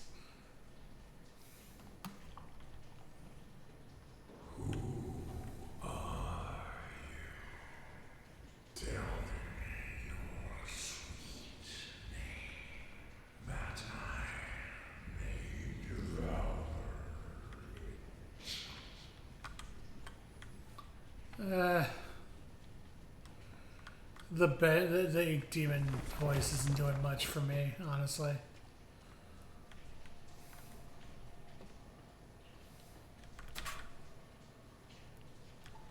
Rubber ducky.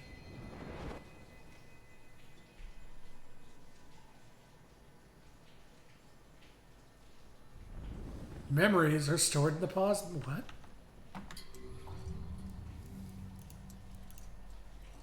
Rubber duck still does with the decay of old soap. Many happy washings were companioned by this yellow friend. Okay, so there's collectibles.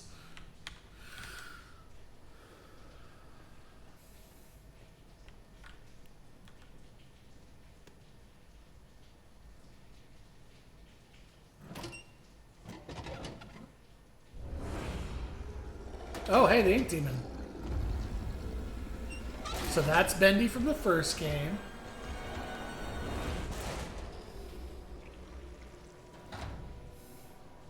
That was the final boss.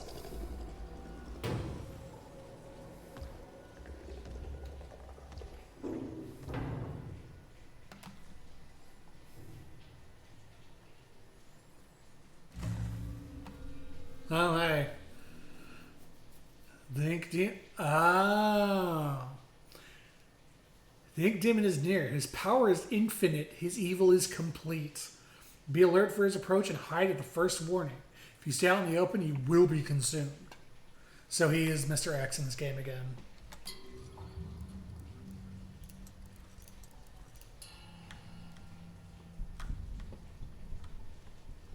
Ah, the heartbeat. Who wants to see what happens if we don't stay out of cover? Because we're going to find out anyway. I'm going to let him kill me. I want to see how it goes down. Oh, the heartbeat stopped. Well, never mind then. He's no fun. Oh.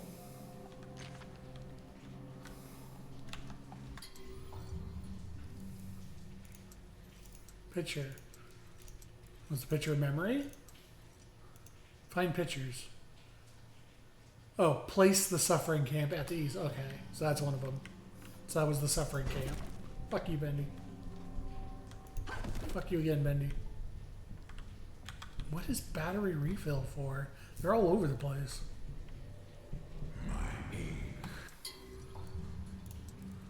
We're gonna see what happens when we get caught.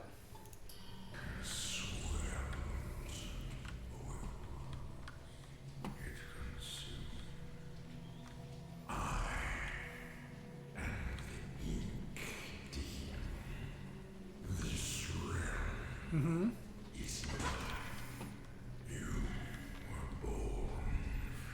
Mm-hmm.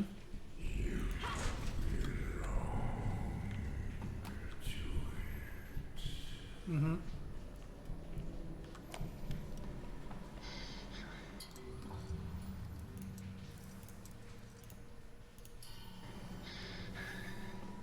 When you animate, it's so much more than just motion. It's a way of life, an art, a passion. Each tiny movement is an emotional trigger to the audience. Get it wrong, and you will lose them. You must live the characters and to draw them. You must feel the motions in your mind. Act them out around your room. Today, I'm a clock, a dancing timekeeper. Tick tock, tick tock, tick tock. Watch my movements.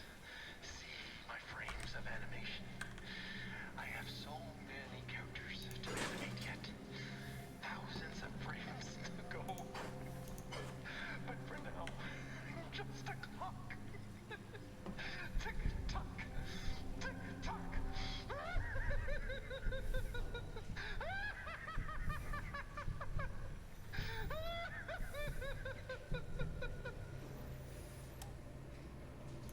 Man, the way insanity is portrayed in most games is just really bad.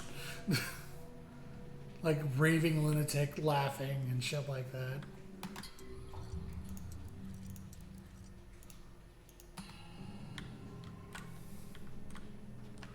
Most of the time, actual insanity is like pointless rambling and I guess the Joker, yeah, pretty much. It's pointless rambling, usually punctuated with sudden bursts of emotion. It's not haha funny times all the time.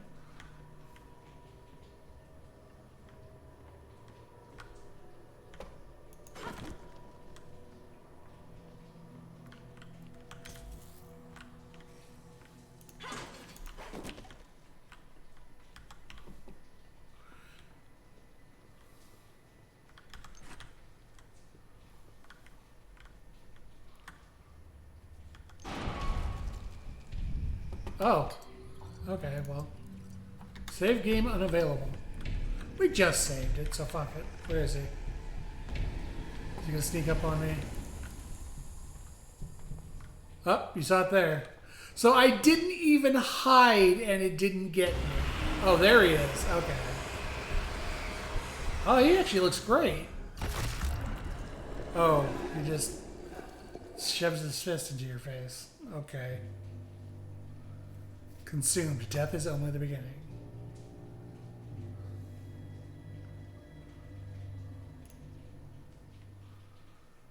So he spawned. Oh, that wasn't right. That shouldn't have shown up between loads. So he's just keyed to show up behind you. Wait, where is this? Wow, that is a bad autosave.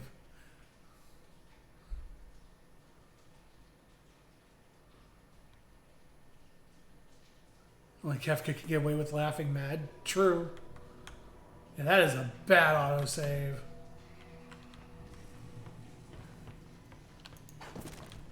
So I'm going to test something else now. But before we collect this, we know this is going to summon Bendy.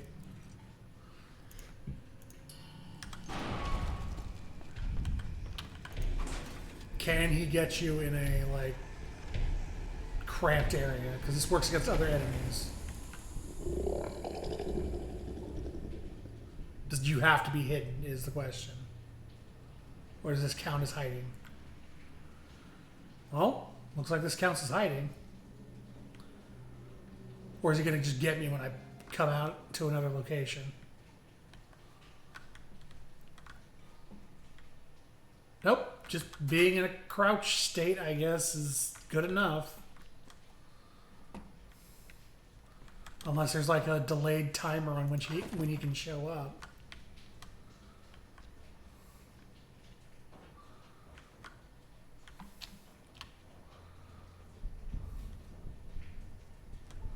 So yeah, I thought that heartbeat that's playing right now was a sign that Bendy was coming. I didn't think they would make it so aggressively obvious when he's coming. Kind of, like, that kind of ruins the immersion. Is just suddenly turning everything black and white and having ink tendril vignettes. Having that heartbeat would have been way better at setting the tone. Because, like, oh shit, hear a heartbeat, fucking go hide. But instead we just have random heartbeats. Oh, that's a good picture.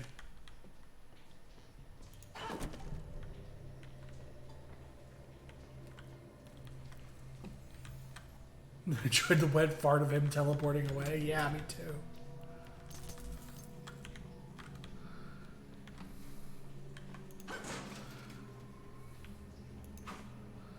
It's a real shame because the first game did this so well. This feels like a massive step down.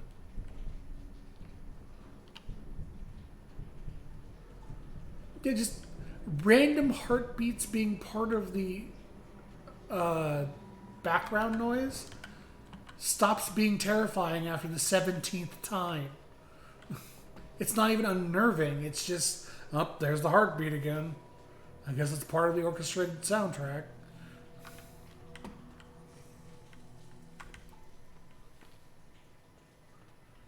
Also, with no map, I'm getting so lost.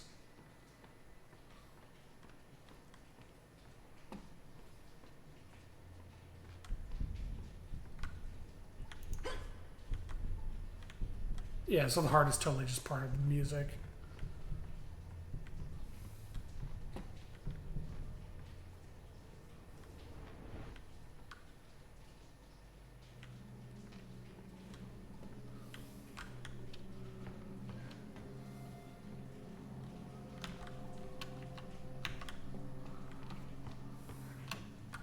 How many more of these do I have to get? Extra cheese and bus to work.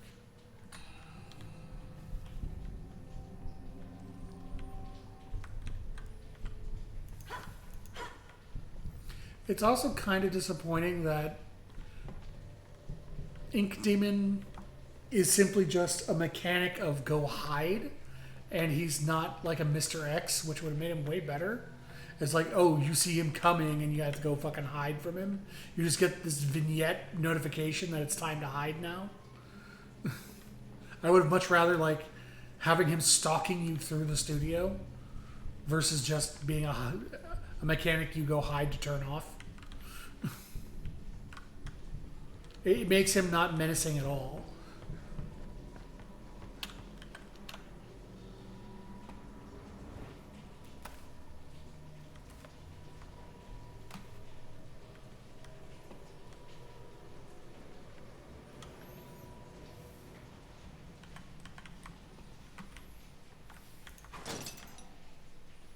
There we go.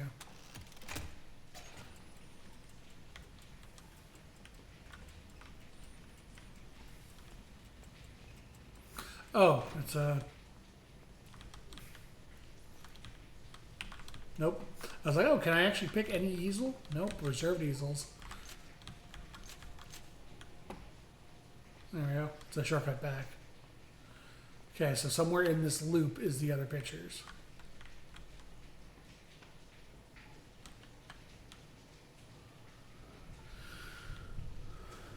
Yes, yes, heartbeat, got it. Very scary. The 27th time. I actually miss horror games that were good at being immersive. Ooh, vent sandwich. Like, this game has employed no less than 4 jump scares so far. The whole mechanic of Ink Demon is just, oh no, you're being vignetted by ink tendrils, go hide.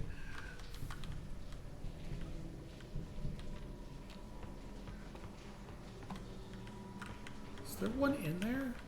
Yes, there is. But the lock is on the other side?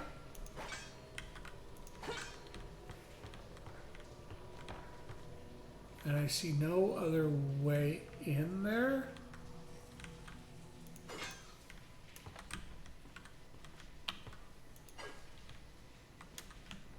Like somewhere I can crouch to get in?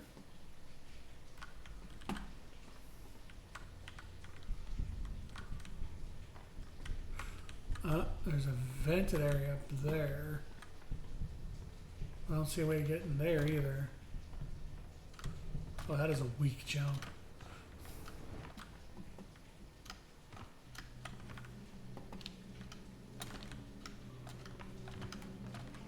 Guessing the pipes mean I'm not supposed to go up there.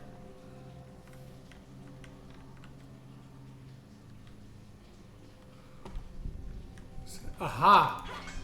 There's a is that a broken vent? Oh, that's an open vent. So that's where I need to go. Find the right vent. Oh, there's the other one. And that is, oh, hey. An item I can take. That is this way. Oh, I've been there before.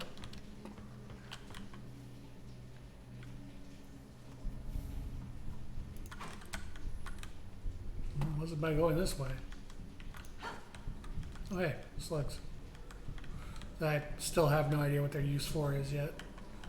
I guess there'll be vending machines I can buy from later.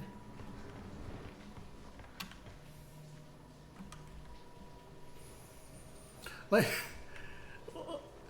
what actually annoys me about that stupid heartbeat SFX is that earlier in the game, we actually had like a heart beating in a pan, and it was legitimately kind of creepy. It was like, oh, that's unnerving. And now they're just throwing it into their ambience track and looping it, and it's like, well, that removes all tension. Okay, so, oh.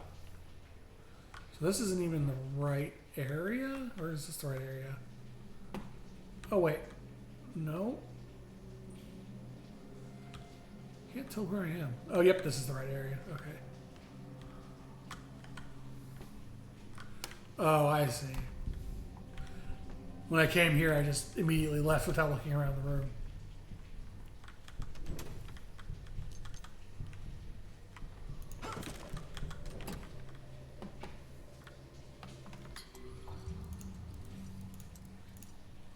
Just in case. Hey, look at that. Just in case, indeed. Yeah, like whenever the vignetting stops and it goes back to this, you can see how this actual area is using real color and then has a sepia tone filter put over it. Or it's just like an aggressive like blurring of the light just for effect.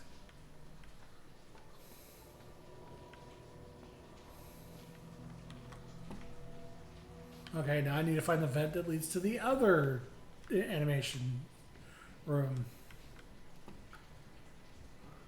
I'm assuming I'm going the right way because that happened.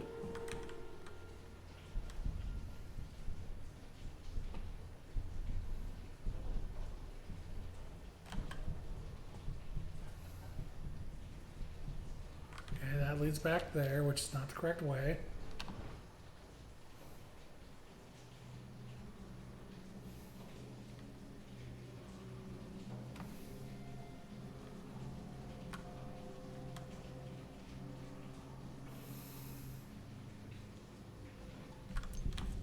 Well, I may not have gone this way before, or I missed that completely. Let's check this way. Dead end.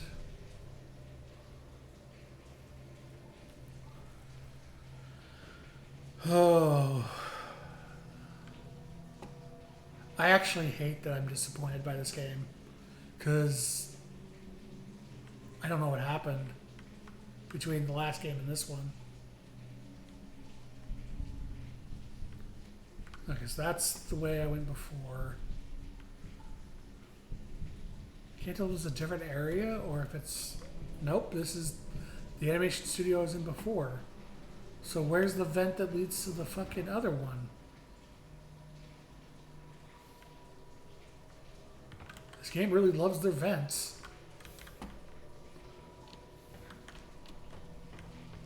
But a little bit too much of a moogus.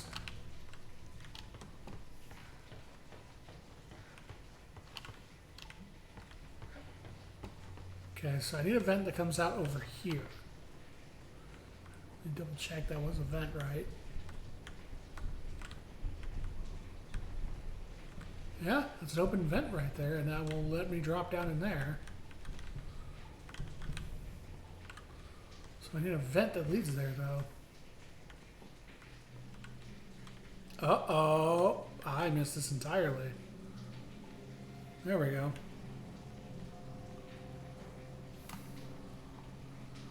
Let me guess. Bendy's coming after I pick up... Or Ink Demon is coming after I pick up the fifth one, too, right? Gotta panic... smash that lock. What's a plant up here? Or not, because there's a save point right there. Ooh, slugs.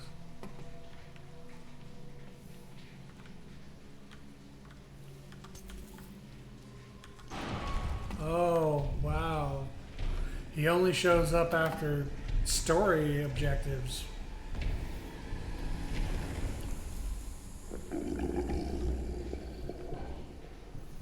Oh, he apparently has indigestion as well.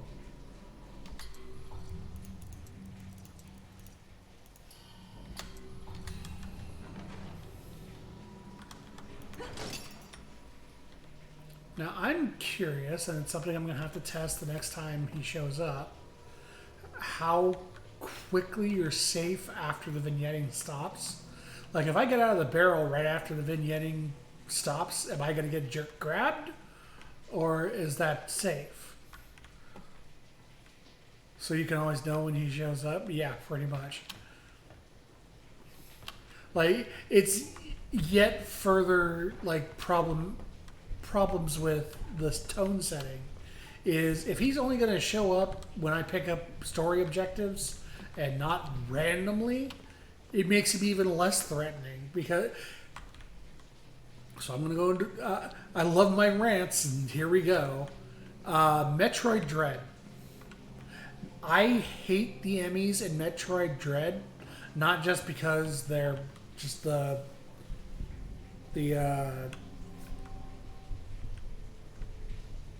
frame perfect to survive. I think that's just insult to injury. I hate that they're confined to a very obvious location in the game. You always know where the Emmys are going to be because the doors leading to them are different from any other door, and the whole area looks like the quote-unquote Emmy area. And so it removed any threatening feeling to me of the Emmys at all because you knew where they could and couldn't go.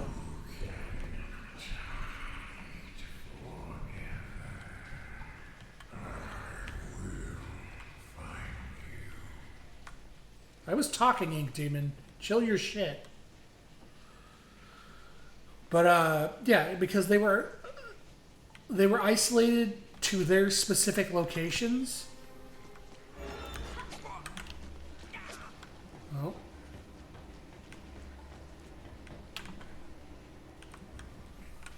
Yeah, but since the enemies were isolated to their specific locations, they weren't threatening at all because it was just, well, I know when I'm going to run into one and when I can't.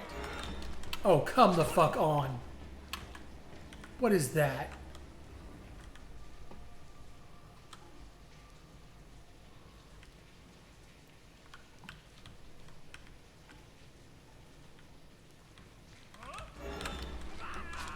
He just figures it out as soon as I get close. Oh, he has a boundary.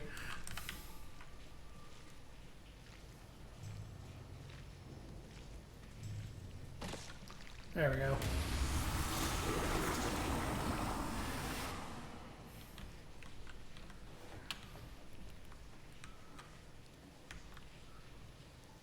Yep, I am playing Bendy the Dark Revival. This contrast to SAS, well, it only shows up in certain places anyway. It's not like it's marked on the map. So it's showing up as a concern. Exactly. That is the perfect example. And the thing about SAS is, when you're first playing through the game, you have no idea she's limited to certain locations. She just kind of shows up and tries to kill you. It's something you learn on replays that she'll only show up in certain locations, but you don't know that the first time through. She just kind of shows up and, oh shit, it's time to run. Whereas the Emmys are always in very specific locations. Nobody wants to see my pictures. I've worked so hard on them for so long, and they're making my own original work. I have to make people look at them. They'll see how talented I am. But wait, what if someone looks at them and takes my precious ideas? No, they can't do that! They're my original characters, mine! Do not steal! Do not steal! So, like, the main thing I would have changed with Dread, one of the big complaints I had was the Emmy locations, was just simply, even if the Emmys stay isolated to a location, make the location look like the rest of the locations of the area. Don't have it be this sterile machine area. Have it look like every other area. So you don't know the Emmys are going to be there. And they'll just kind of show up. Yeah, sure, eventually through experimentation, you'll learn that they're limited to their location. But at the very least, you won't know when they're going to show up ahead of time. Tasty Eats and Dream Supply? What is Dream Supply? Oh, it's more food. You only play Bendy in the Ink Machine? Ah, well, I'm glad you're here then. I'm going to be playing through this as best I can. Though, you'll probably hear me criticizing it because, yeah, it is not as strong as the original game was, unfortunately.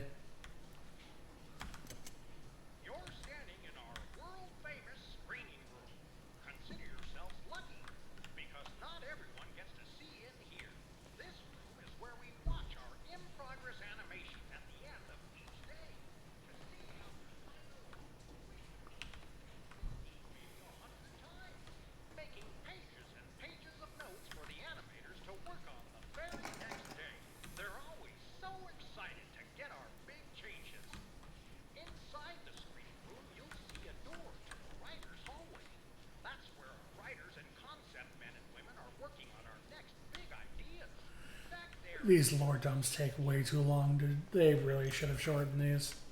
I'm not going to sit around for multiple minutes and listen to it. You don't need more Bendy games, you just need one. Honestly, you're better off sticking with just the one, in my opinion, so far. You can only watch the same dang cartoon so many times before you go crazy. I'm starting to forget what it was they wanted me to change. Good thing I took notes. And what's with them little numbers on the corners of the screen? Is that some kind of code? Better check with the storyboard room. That's a storyboard. That's how storyboards work. So, wait. Oh, the storyboard is reversed on this. So he sees the flower, he rips it out, and then his head pops off.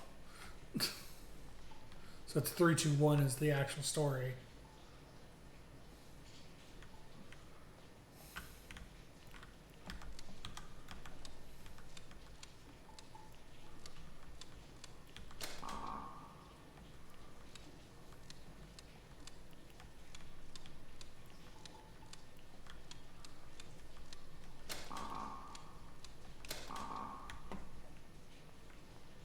Okay, well, there's more to this then.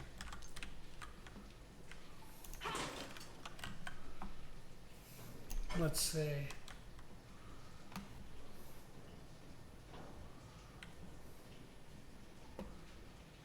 Oh, is there something I need to change it here about the order of them?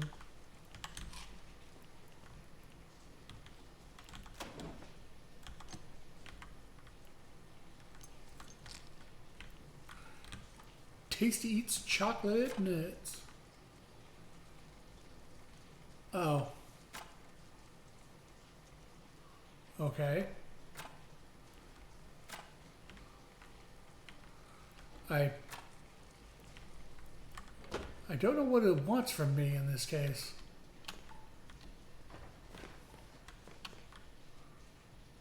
Does it want me to put the story in order? Oh. When I first entered this world, it was an untamed wilderness, a wretched, crawling slum ruled by that grinning demon. From chaos I brought order, from order I brought peace. Once you cut the head from the snake bleeds out quietly onto the ground. Now, the only question that remains, what if the head grows back?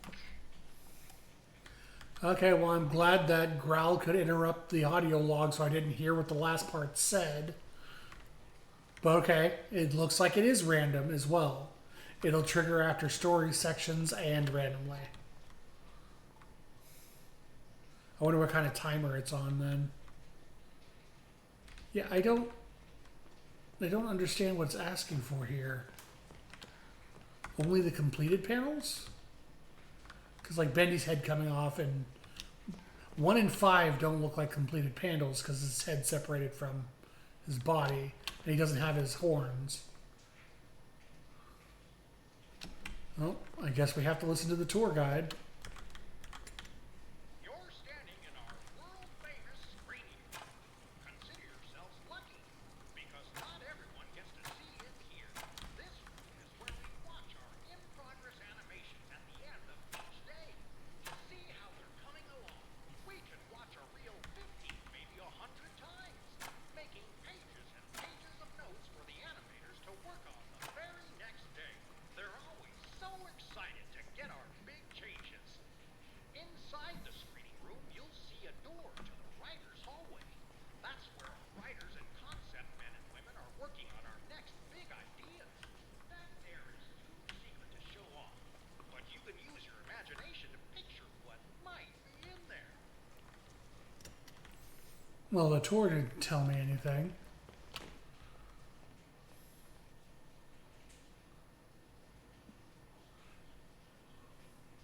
Four, 3, 2, maybe?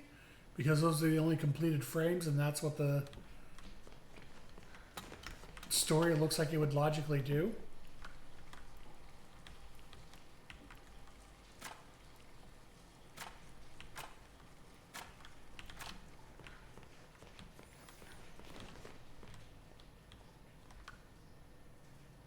Yeah, it's like 4, 3, 2. Looks like a actual completed frame, whereas the other ones are missing his horns.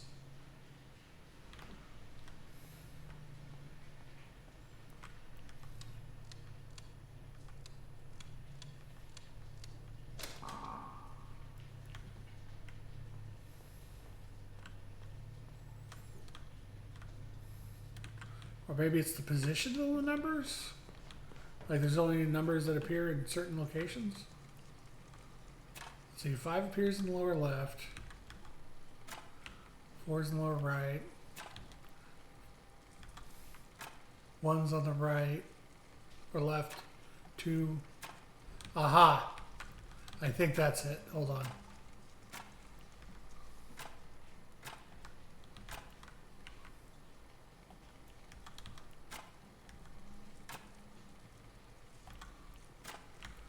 $315. If we look at it from only the left side in the order from descending, it's 315. which is also writes a very weird story.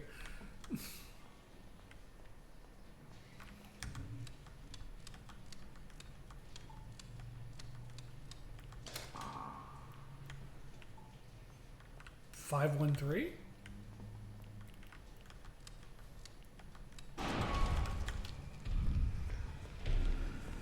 I'm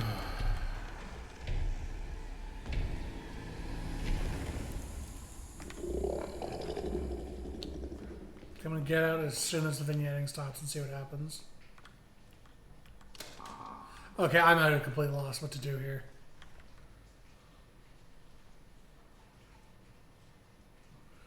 There's literally 5 numbers, and all of them actually make a very, like, coherent story.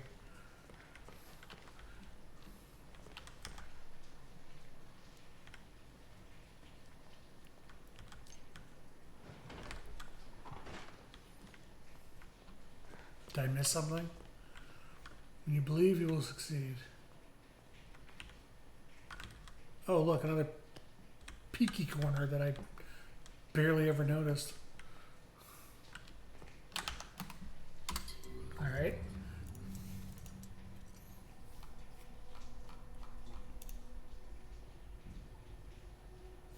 You really wanted me to change. I think I took notes. What's the little numbers? The corner of the screen. Some kind of code about check the storyboard room. Oh, I guess I have to go look at the storyboard room to get the answer.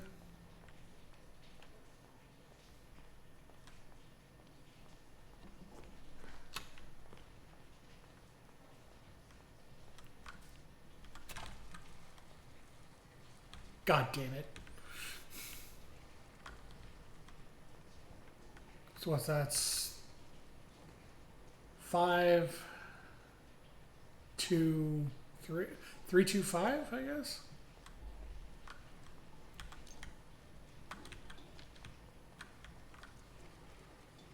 I think that's 3, 2, 5. Let me check one more time just so I remember what it is.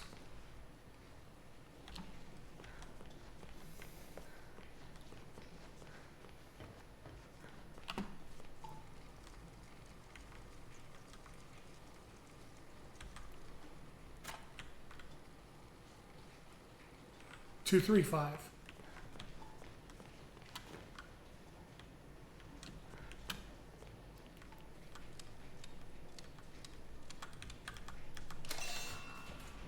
Bingo. Just need to go search a room.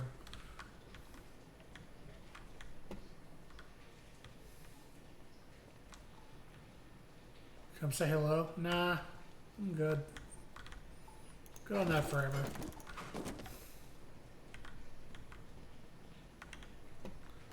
Say audio log. The papers are signed. The animation staff is hired. Artscape Pictures is open for business. As of 9 o'clock this morning, Bendy and all his little cartoon friends now belong to me. I'll admit it's strange owning a dear friend's legacy. But I think Joey would be content knowing it's safely in my hands. You just gotta believe, he used to say. He was such a showman. Well, I believe, Joey. I wholeheartedly believe.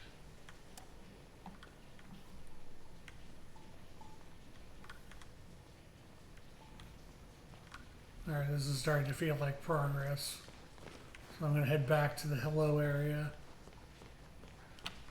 I was expecting this to dead end and the hello to be the progress.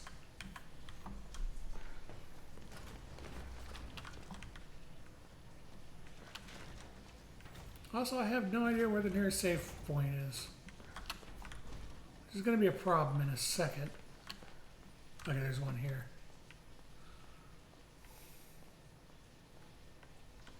She was the 4th. Good things always come in threes, they say. Bendy, Alice, and Boris. It just works. So when I showed my coworkers my design for a new 4th member of the Butcher Gang, you could almost hear the disgust at the lunch table.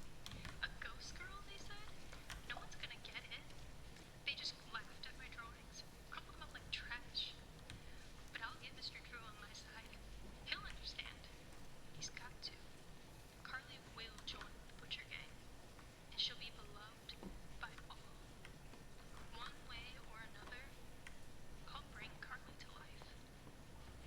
Okay, well, we know what our next boss is going to be.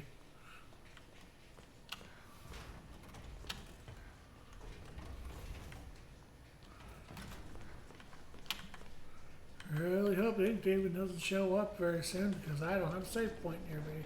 Oh, wait, yes I do. Okay. There's a hide point behind me. And there it is.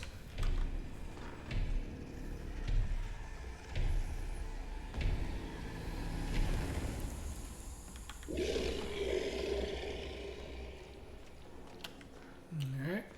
I should actually...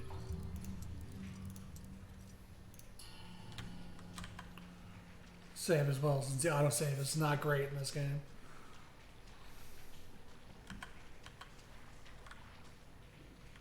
Sorry, Boris. Though you apparently occupy actual space. Oh, another hiding point.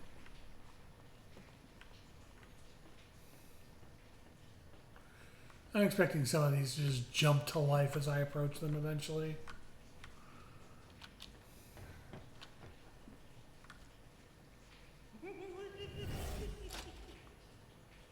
What? That model just like he was doing something and then the game froze for half a second and he despawned. Wow.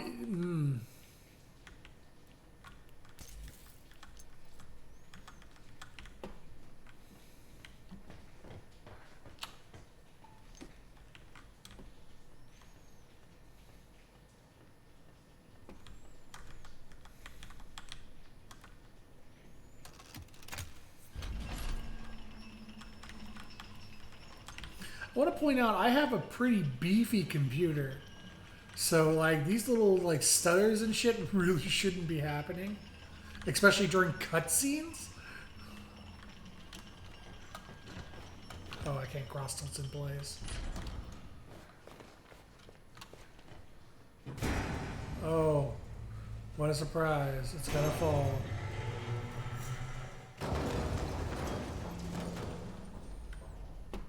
One-way trip.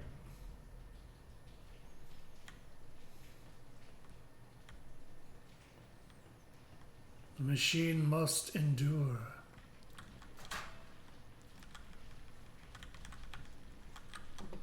Okay. Hello? Why is the hitbox so small on this battery? There we go.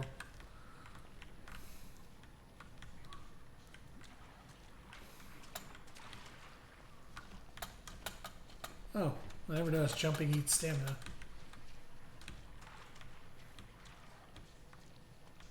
Oh, save point. Oh, he's just chilling in here. Taking a bath? Oh, hello there. Are you looking for the way out? A way out would be nice. Are you stuck in there? Well, yes, and I'm afraid that means, well, you're stuck too. Can't you move? Not an inch. Perhaps you could get me unstuck? I'll see what I can do.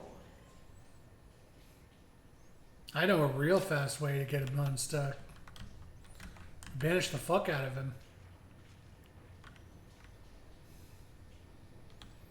Wait, what? He doesn't have a hitbox from the side?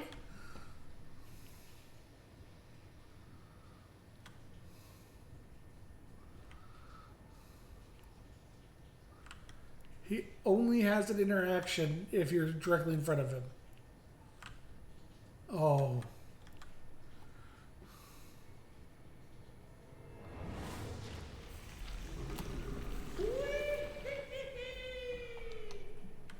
All right then.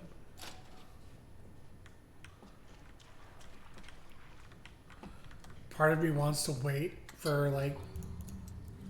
So the kind of shit I would do if I was playing this off stream is I would sit here and wait for Ink Demon to come after me and see what happens if I jumped in while that was going on. and see if it just like auto kills you when you land on the other side. But can't do shit like that on stream. Gotta keep moving.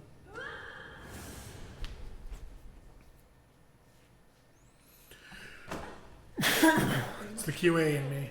The name's Porter, by the way. Who might you be? Audrey? Audrey? Audrey. Nope, don't like it. Doesn't suit you. I'll call you Bobby. Huh? And to say thanks for your feat of rescue, here's a little gift. Something I've learned.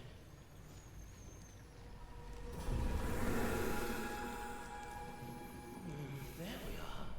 It's passed on. Now, you can move like me.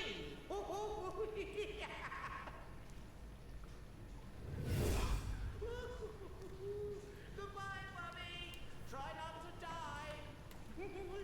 Huh. That was weird. Whoa.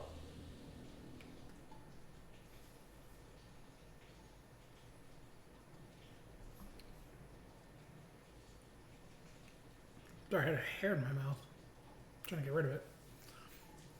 Use your power to flow quickly and undetected over short distances. Flow is also handy for navigating areas that are hard to reach.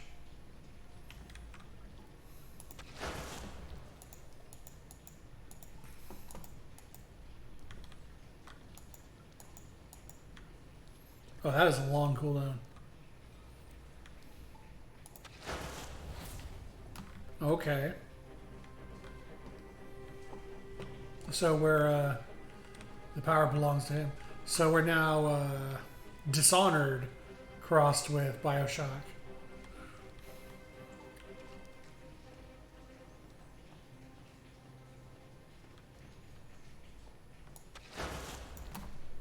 Alright.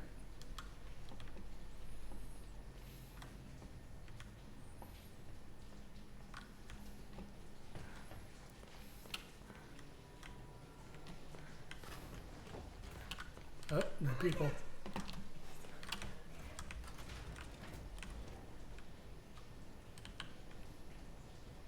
Did they immediately forget I existed? Yes, they did.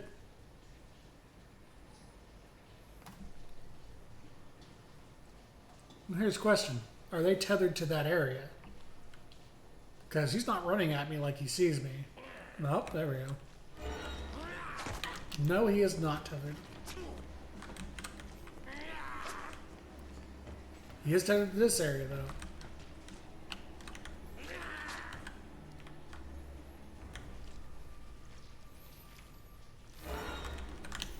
That's some bullshit.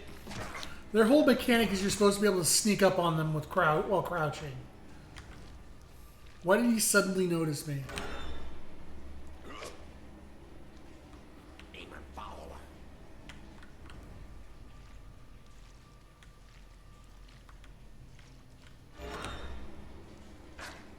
Oh, yeah.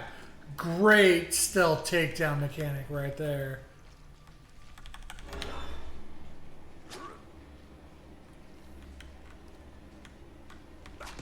Okay, that's too close. I literally can't take him down because he just notices me.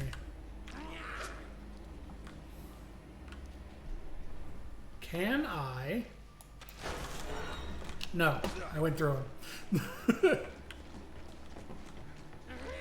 Come on, buddy. Let's run this way. How far can you go?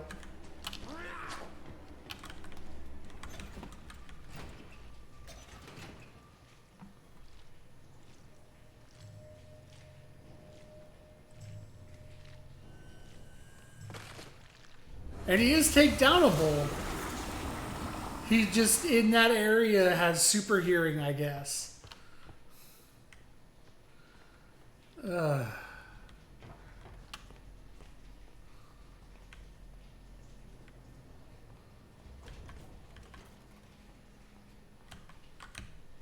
Oh, good. She's now walking this way. Hold on. Can I get here in time? I cannot.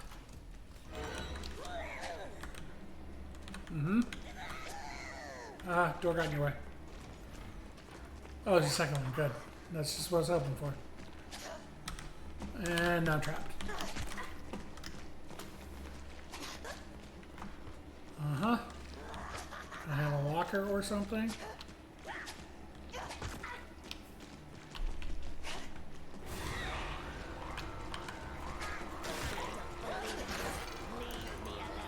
Oh, those things.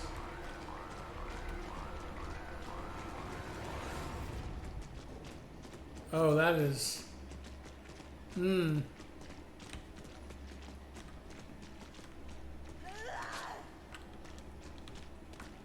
They are not resetting.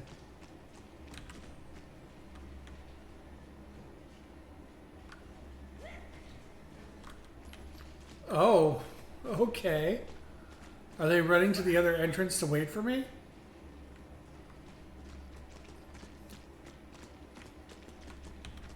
Okay, well, I guess we're not banishing them.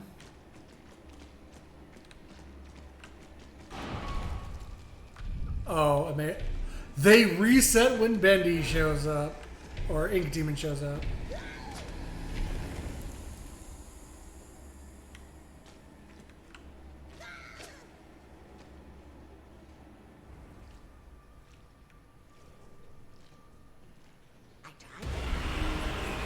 Oh, he can get you in vents. So I wonder why he didn't get me the first time. That's weird.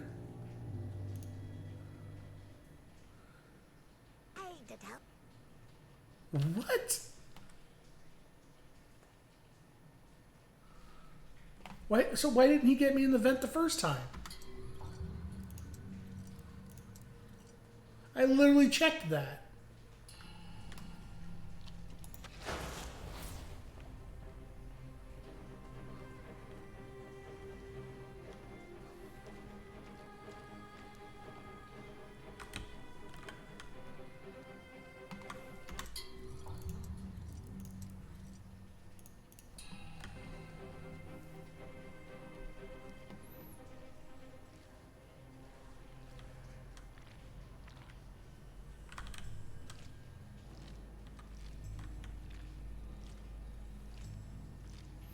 I would prefer to banish these, but I'm getting the feeling it's going to be a pain.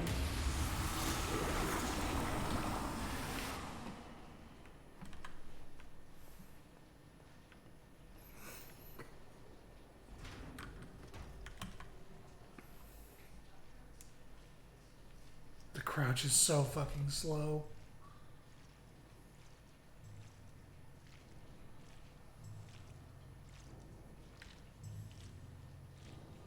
Oh yeah, battery missed.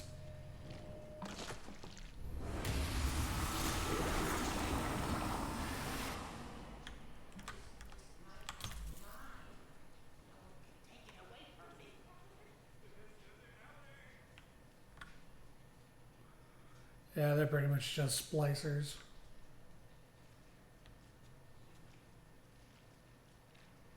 Oh. I have to hide in here.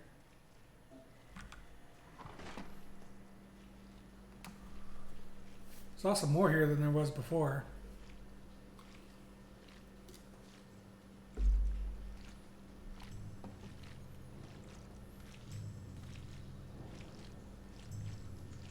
Oh, one has a weapon. I tried to tell them that he was up to something. I tried to tell them. Well, what really sucks about this is if Ink Demon shows up while I'm being chased, I literally can't hide from him.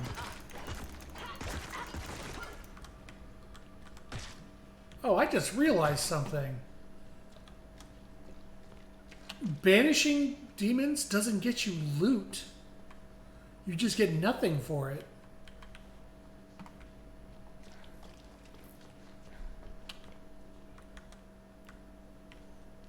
Oh, so speaking of Ink Demon, he's probably going to show up here in a minute. It's been too long without triggering it. I need to find a hiding place. Oh, there's one.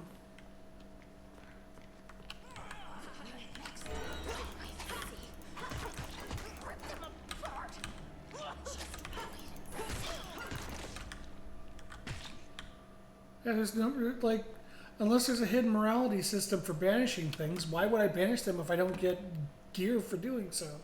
Or stuff?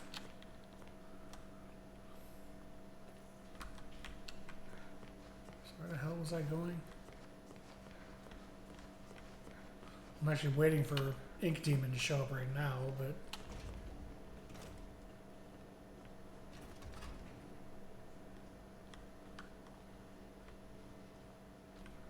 Go back.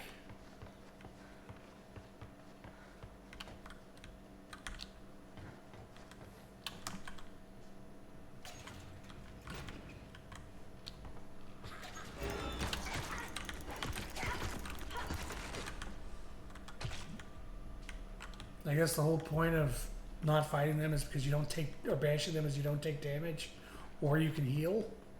Like you take healing over expendable items, I guess. Oh, good.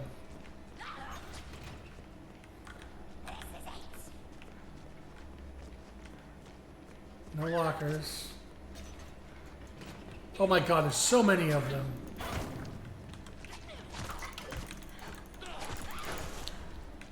Oh, good, another one spawned over here. Can I please crouch? Thank you.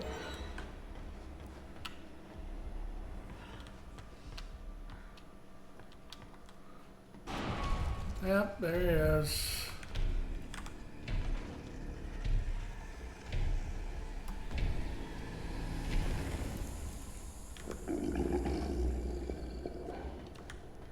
Said weapons going through his thigh, yeah.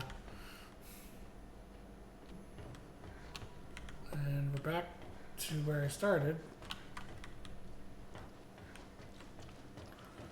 So I've noticed if Bendy's, or if Ink Demon's going to get me, he, and this place is repopulated now. Awesome.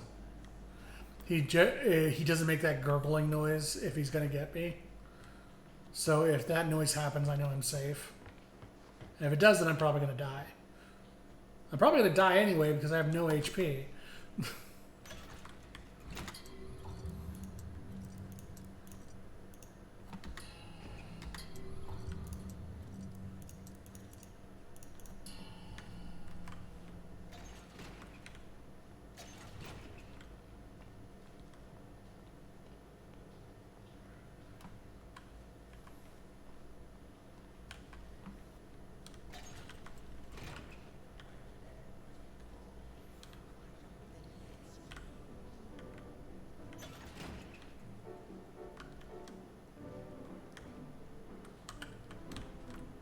Okay, that's a hiding spot.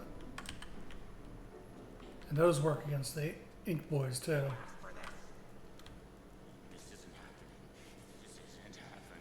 What the fuck?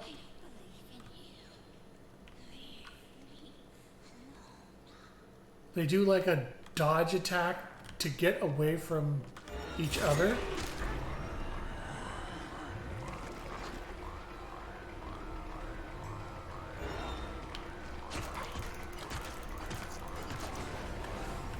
What the fuck was that?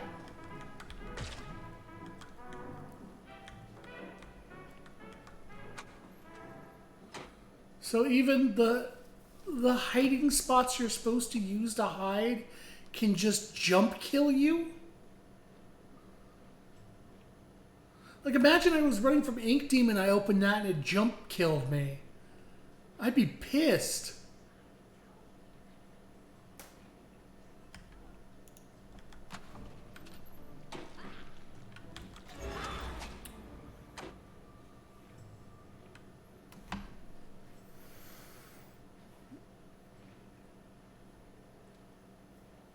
Oh, this game is real bad.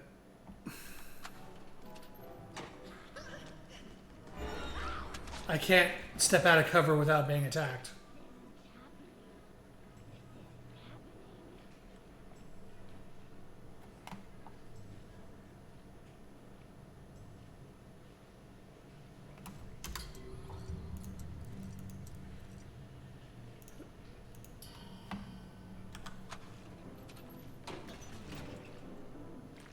Am I safe now?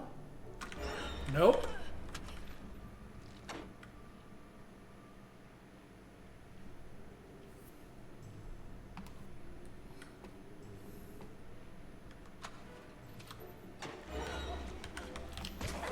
Well, my only option is to attack, which means I'm gonna die because I don't have enough health. Yep. I like how enemies can just be spawned right outside of where you respawn.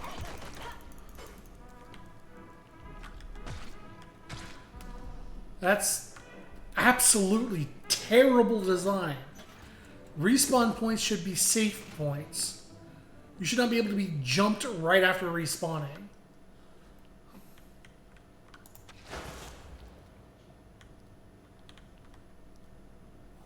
Fully charged gent pipe was required. And now I'm just stuck over here until my thing recharges.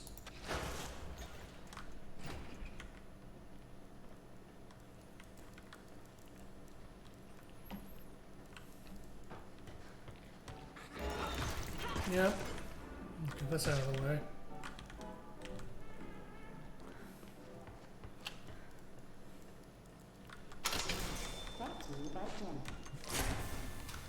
Oh, I just didn't get any materials that time.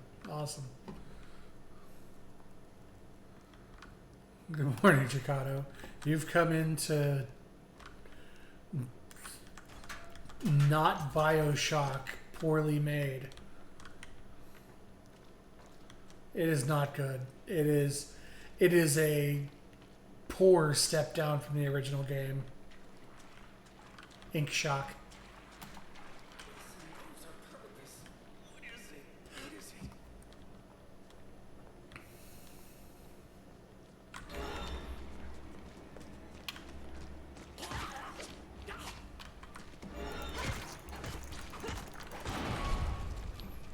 Oh, good. I guess I'll die, because I don't know where the nearest hide point is. What the fuck just happened? What? Oh, I'm dead.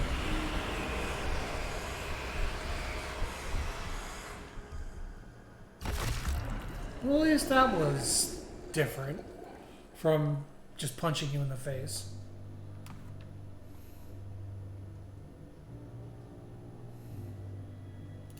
Well, where's the autosave versus where's the load?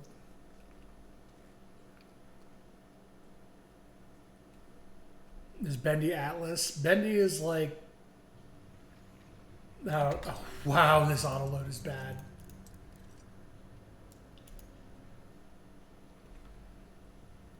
Yeah, Ink Demon is like a big daddy, yeah. Except it's on a timer that you have to hide from.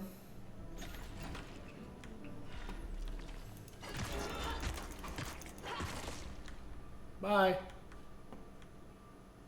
Remember the dev had some issues too? Oh, really? What'd they have?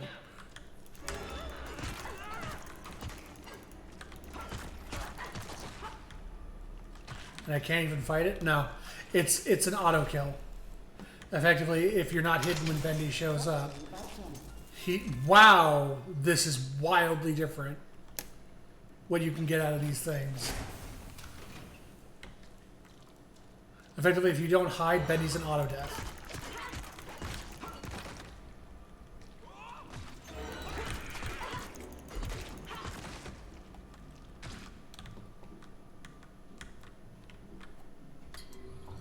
Okay, well.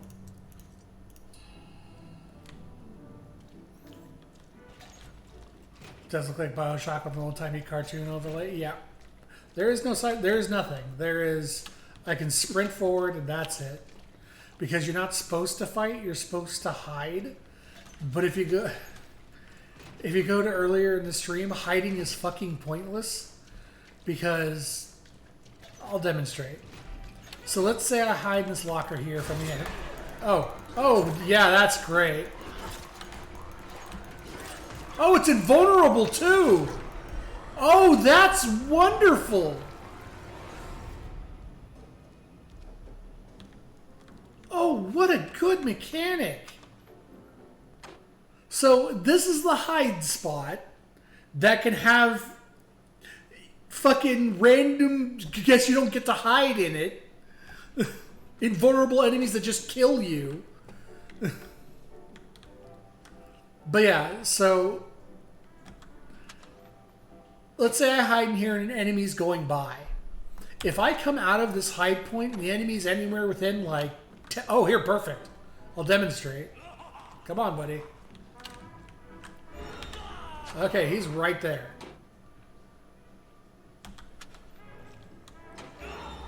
Oh, nope, he saw me, even though he's turned around.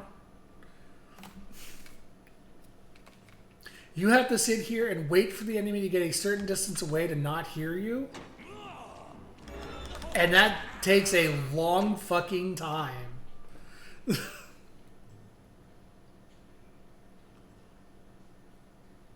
It's like a killer in Dead by Daylight hearing a locker open. He just turns around ready to kill you. Okay, there's the distance he has to be. There's also a mechanic in the game where you can sneak up on these guys and, where you can sneak up on them and still take them down for health back. But half the time they'll just hear you approaching them, which makes the mechanic pointless. Looks like he's not going to notice me at least. There we go. So you can get health back that way. But half the time the enemy will hear you crouching towards them and turn around.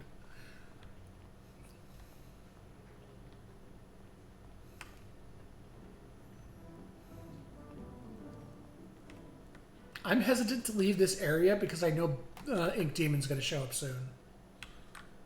And I want to at least be in a location where I can hide.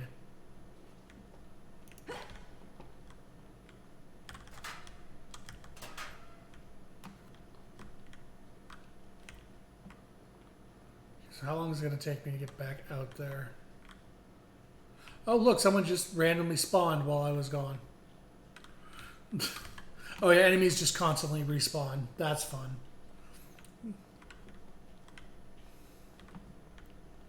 Holy shit. They crawl.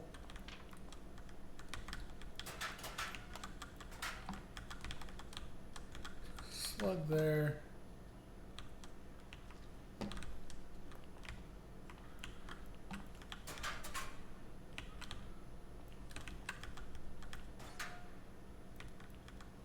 Oh yeah, and items have really, really small highlight auras. Like I'm literally touching the item and it's not highlighted. I have to be at the center of the item to highlight it, which doesn't help since everything is the same color.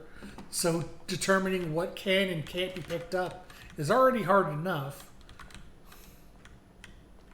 Is there a lock up right now? Yes, there is.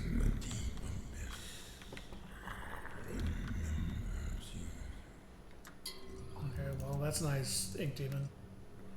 Just gonna.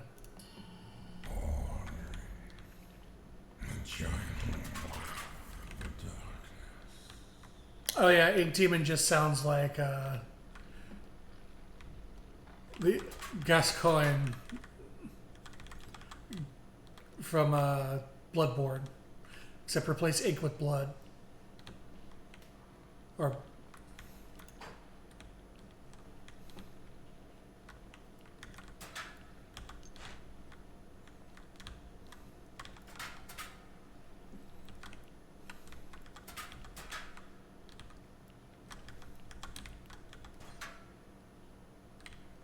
that's awkward as fuck. What if you try to grab it real quick by running into a hiding spot?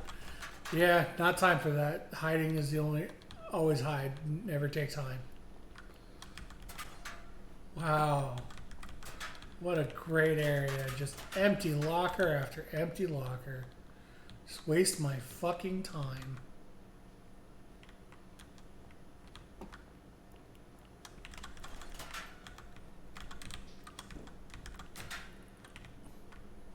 It's been a bit since the Ink Demon thing has happened. Am I immune to it in here, or is it going to happen while I'm talking?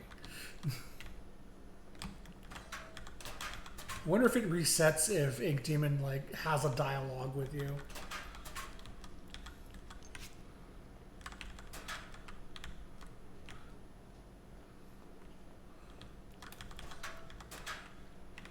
Why have so many empty lockers? Why not just lock most of them?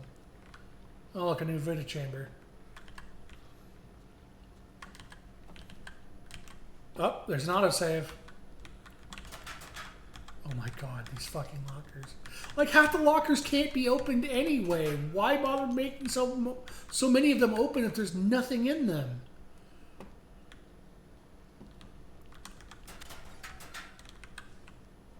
Oh, fuck it. I don't care about the lockers anymore. Oh my god. Why are there so many fucking lockers? Also, where is the safe area? If Inky shows up, what am I supposed to do? I haven't seen a single safe area.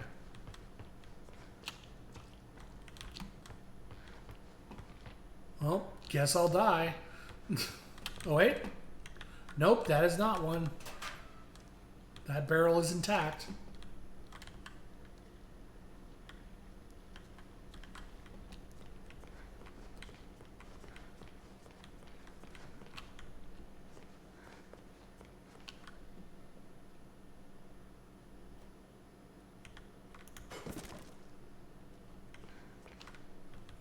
There are no safe spots that I can find. So if he shows up, I'm just dead.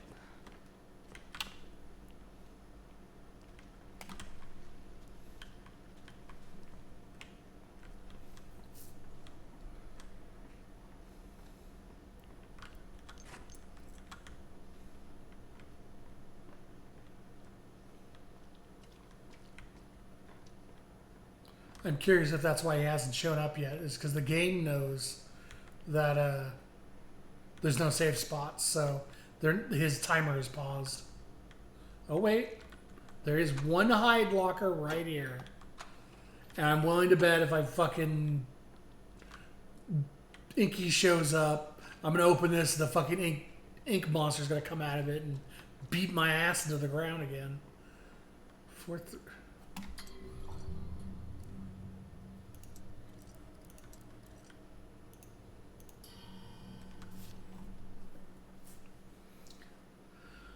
So get this bit of strangeness. That Thomas Connor guy from the Gent, he's taking over the back area in the locker room. Guess I'll have to move my little office of cardboard boxes somewhere else. He gave me the code to the door in case I ever need it and clean up. I wrote that code down and put it in my locker. It's the 8th locker over from the poster with the pretty lady on it. But I tell you, the guy keeps causing trouble for me. I'm out of here. That's why there's so many lockers, because it's a fucking puzzle answer. 8th locker, poster, pretty lady. And there's a hide spot here.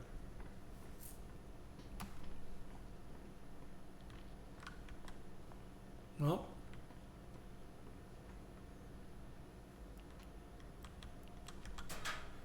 $215.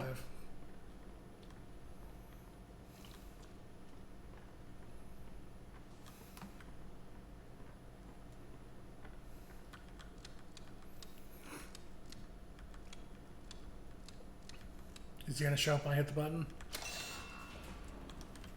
Nope, but I'm willing to bet this is the start of the Inky timer again.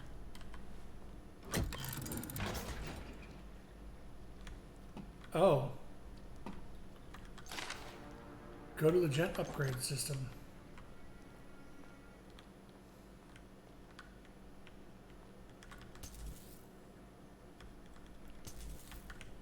What if I want to collect things first?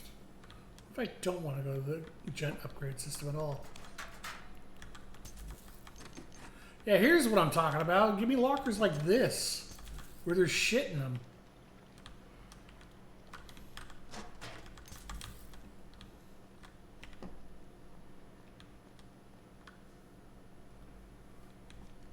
Oh, I see. I'm about to upgrade my pipe to have a battery capacity, and I can charge it at these stations.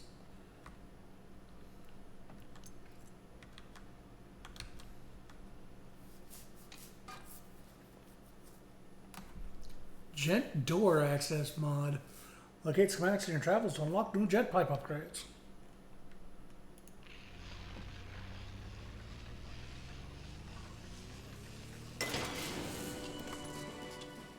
my god, it's so much bulkier. Deposit batteries.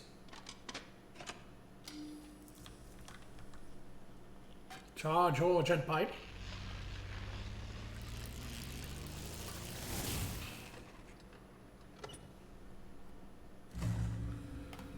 Access to secure places now granted. When your jet pipe is charged, you can spend its power on opening jet locks around the studio. What's behind them? Only the bravest will seek them out for their rewards. Oh, so they're optional areas? Interesting.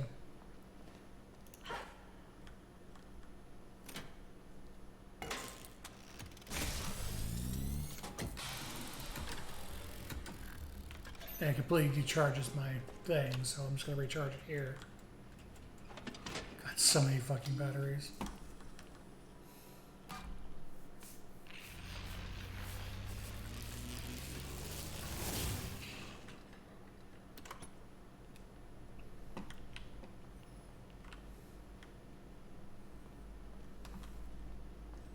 I guess Bendy is coming. Go run to that locker I knew about.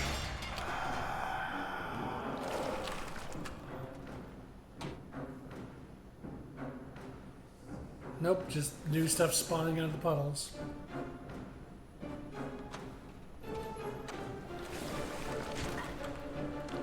Ah, that's what I meant by they crawl.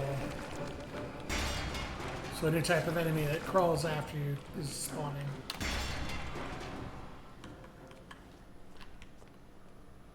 So what was the point of a hidey hole locker?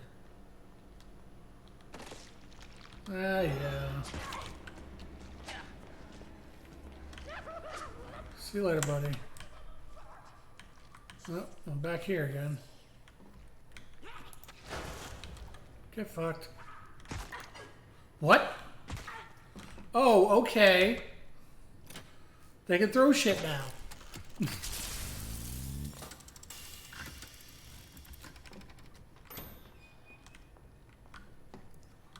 and give up as soon as I trigger a cutscene. Oh, that slide wasn't supposed to happen.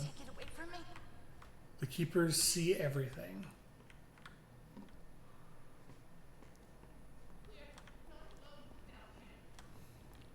Okay, there's a hiding spot behind me now. Your journey will end as you are consumed into my dark kingdom.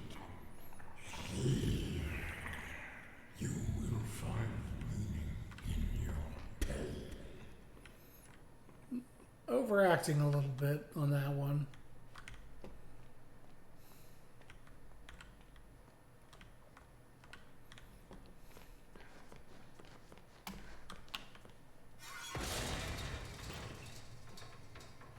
Okay. Artist's Rest. Oh, God. An in-studio rest area. The studio provides everything you need. There's no reason to go home and see your family. Just stick around and work, work, work.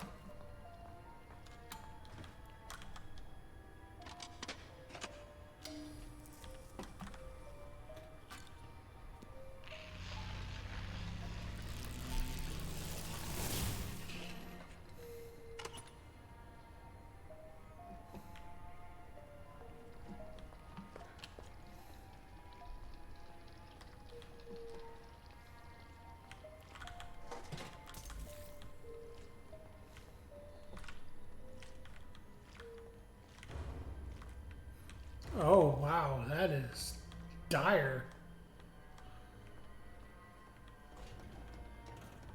Okay, we got a hidey hole here. How do you even get into this? Oh, I see. You open and then get in and then close it.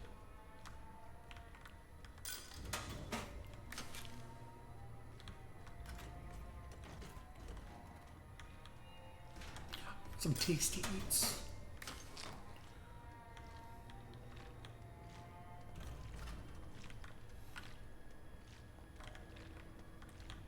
Half expecting there to be like items in some of these.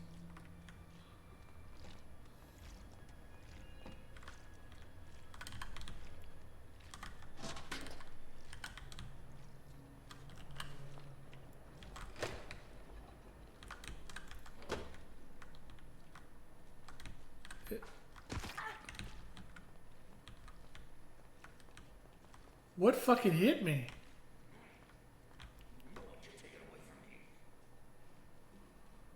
Like, legit, what hit me?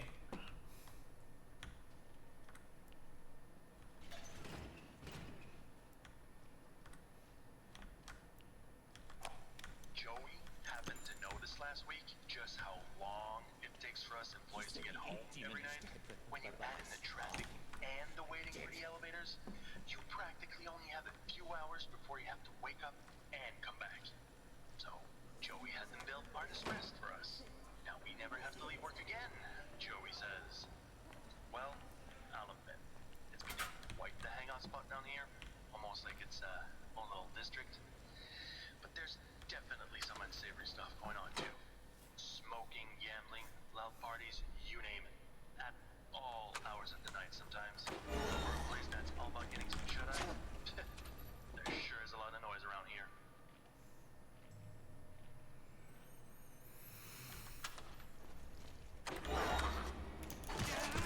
No.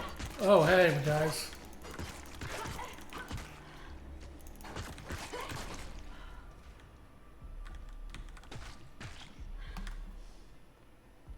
The real kicker is, I think, that there's no real downside to dying unless you die to Inky. Because if I die to these fuckers, I just respawn at the nearest Vita point. Only death from Inky matters. Because then I am consumed by our sweat we cannot be cleaned.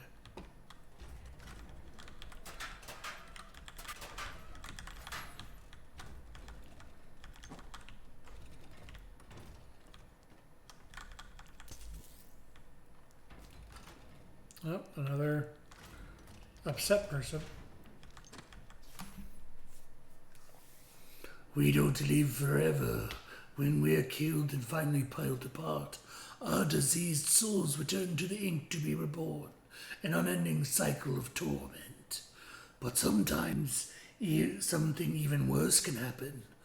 A soul can slip from the ink completely.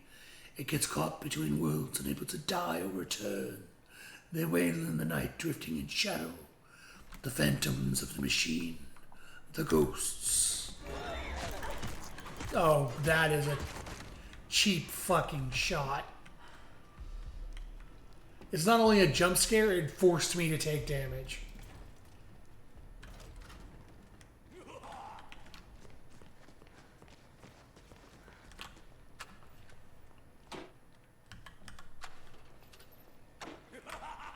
Oh, fuck it, I don't care anymore.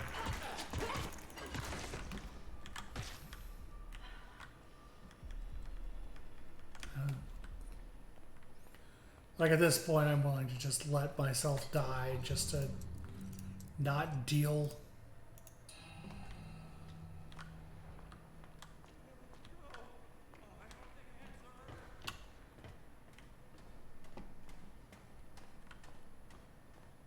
Oh, another safety locker.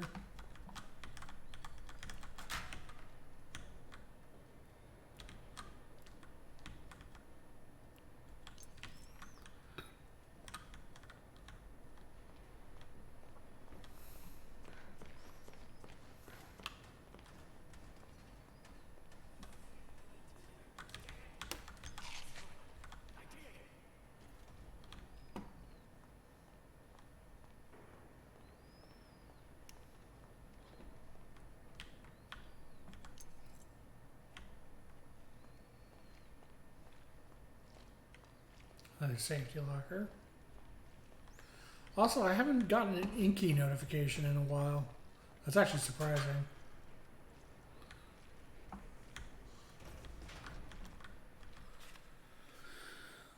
I put the crankies in the lost and found office. Some dope keeps leaving them out. Hey, Luigi, are you that dope?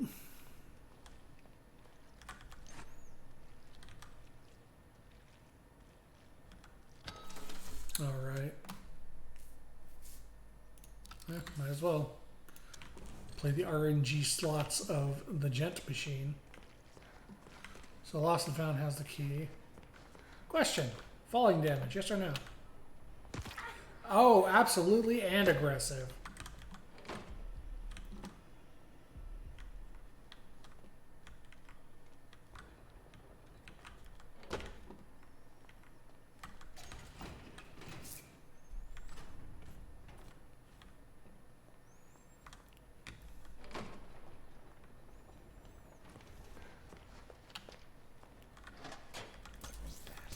Is anyone out there?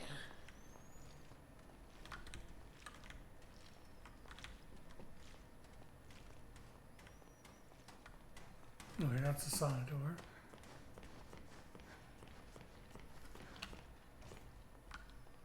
I thought I opened the lost and found. Oh, I see. I had to approach it.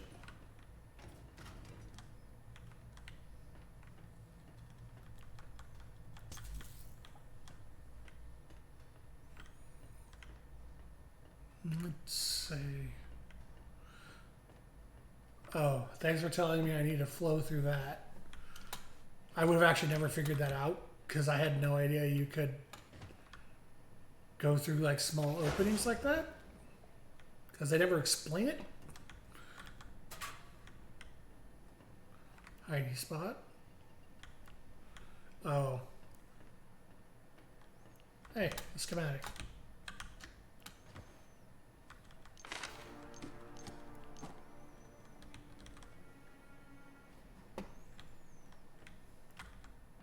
What's this schematic do? Requires a shit ton of everything. Jet pipe can be temporarily charged for heavy impact. Well, now I know I'm never going to be making a key again. That's for fucking sure. If that's the material costs for upgrades. Alright, grab the key and Inky appears.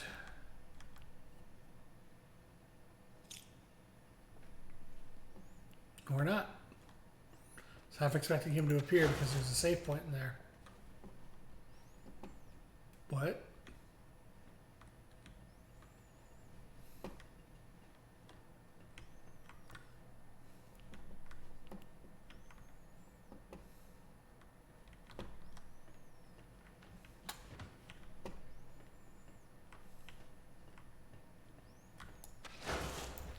Oh, it worked that time. Why didn't it work the first time?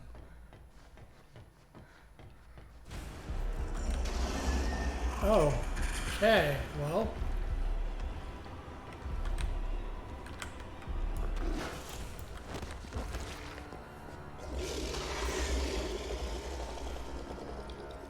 Is this the game telling me I'm going to start having Inky checks again? Also, what happens if I immediately jump? Oh, it failed. Yeah, I guess it's the game going, by the way, Inky hide checks are back.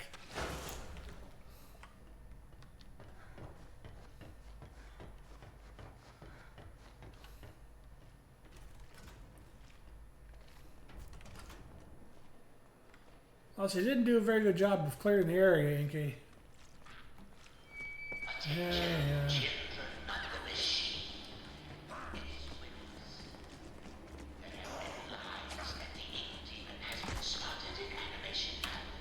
Couldn't open the door in time.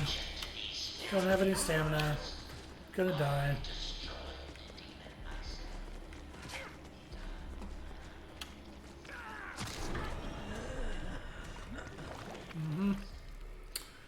Then I just Vita Chamber back.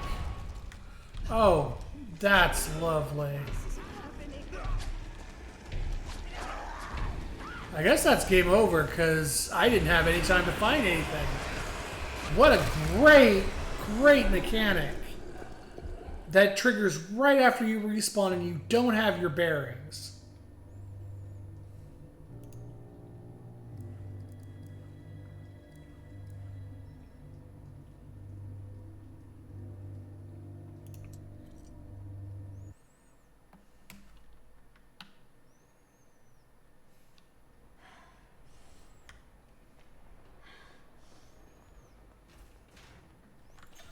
Well, time to do that whole fucking section again, I guess. Yes, yes, whatever.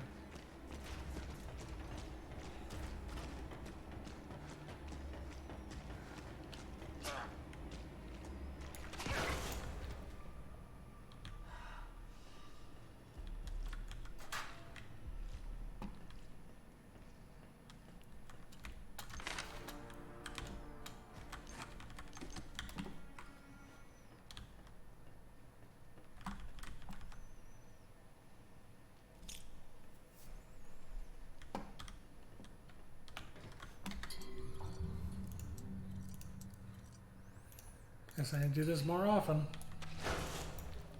And it failed again.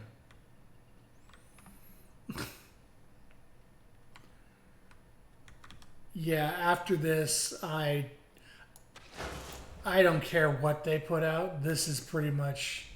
Oh, tell me this gets stupid because of the cutscene.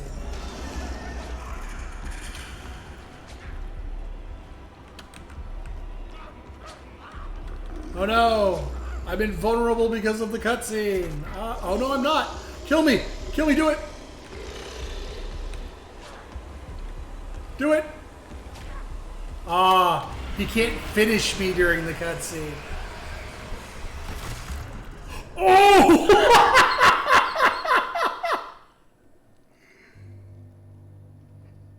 He did kill me. He killed me. I started respawning, and then the consume animation happened. Oh, that's amazing. Game over, yeah.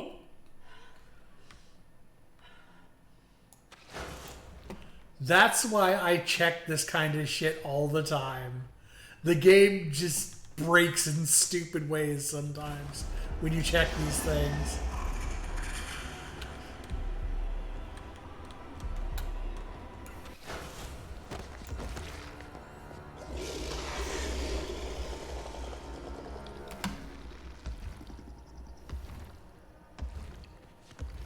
Also, isn't he made of ink? Can he just cut ink through here and kill me?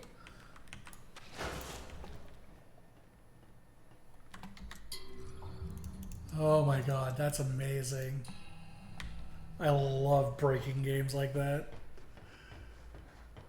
I'm just gonna die because my health is so low.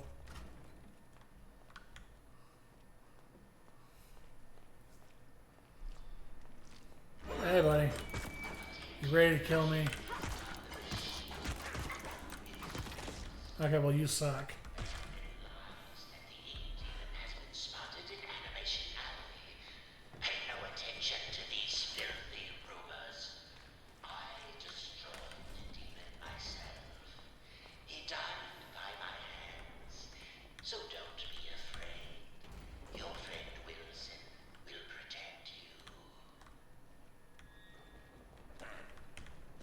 There we go. Or not.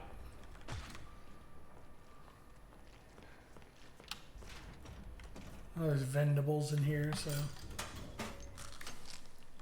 I have yet to find another use for these slugs, so I might as well heal while I can.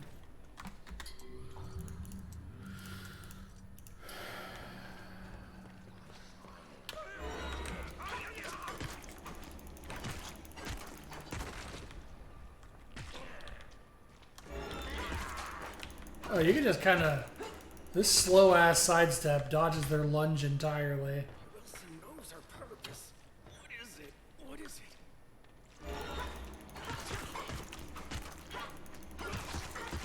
it? Okay, so the ones with weapons have 5 HP, while the ones that don't have 4.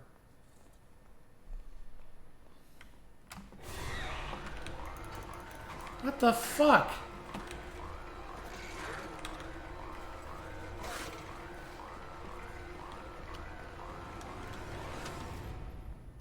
It's not even scary, it's just annoying. Go find a locker to despawn this invulnerable enemy.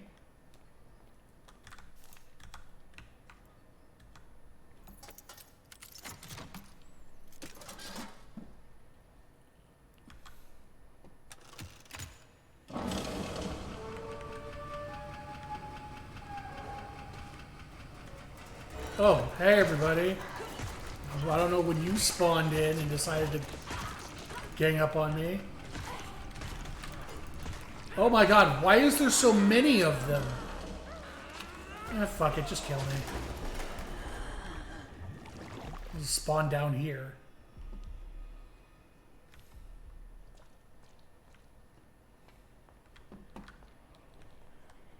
I don't know what that accomplished. Mostly because I couldn't see what it was doing because I got gang beat by 5 shadows.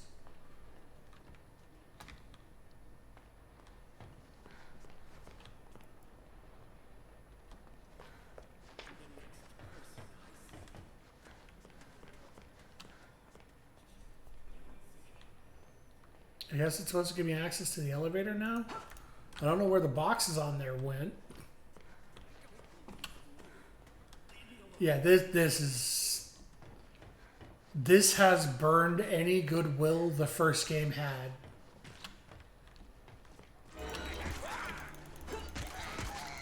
Like, this feels bad to play.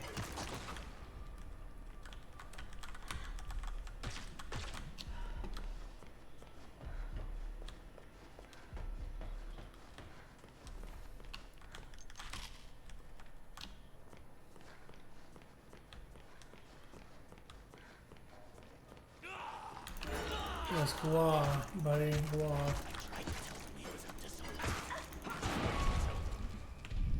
Oh, there's a locker over here.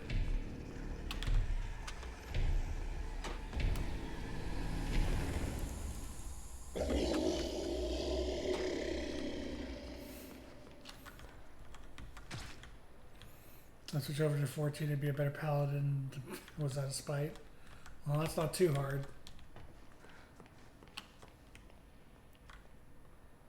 Nope, we're not making cards anymore. They are not worth the materials. Okay, so the platform's there. How the hell do I get to the platform?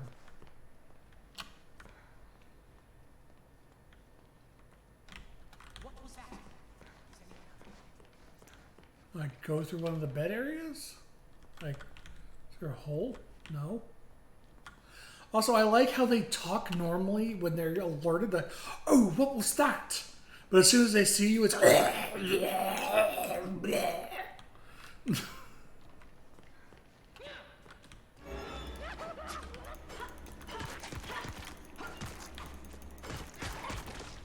like the dissonance of their own characterization.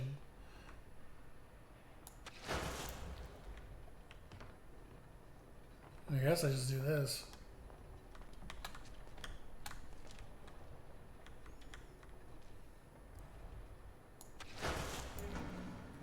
Yeah, I guess that's the answer.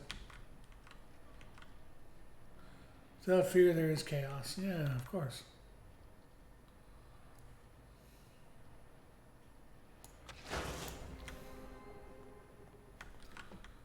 Oh, an autosave. Nice. Like 1 second they're around the ink cooler, the next they change the voice setting. Yeah, pretty much. Yeah, well, the elevator's the right way to go, which means... You're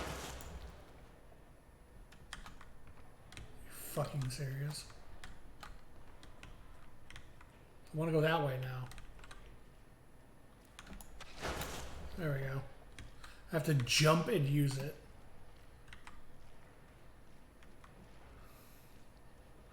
But here comes old Inky. Oh, there we go. So what's over in this little side area? Oh, it's an upgrade.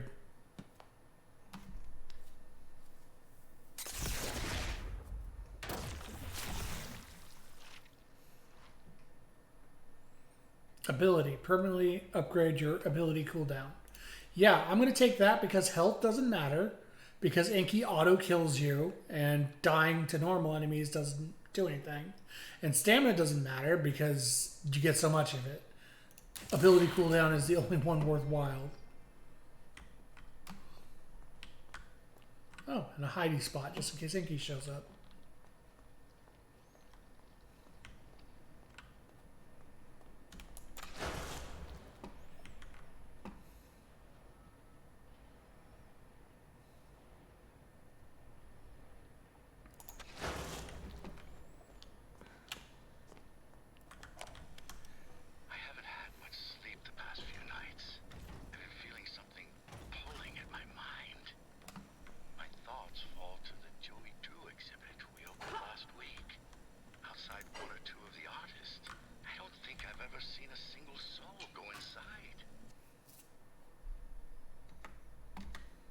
Okay, I need 2 toolkits and a shit ton of parts. It's a shame how so many of us refuse to learn from the past.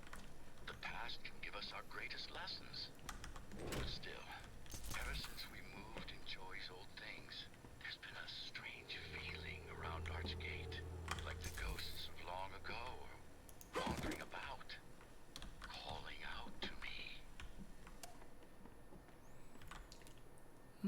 Time to charge my little buddy again.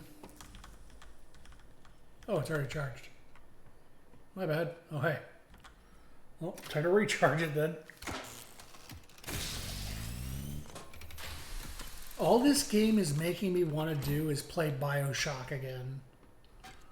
Like, this is... The original game felt somewhat unique and had kind of an interesting story and whatnot. This just feels like they were aping BioShock. Like, and not understanding what made BioShock fun.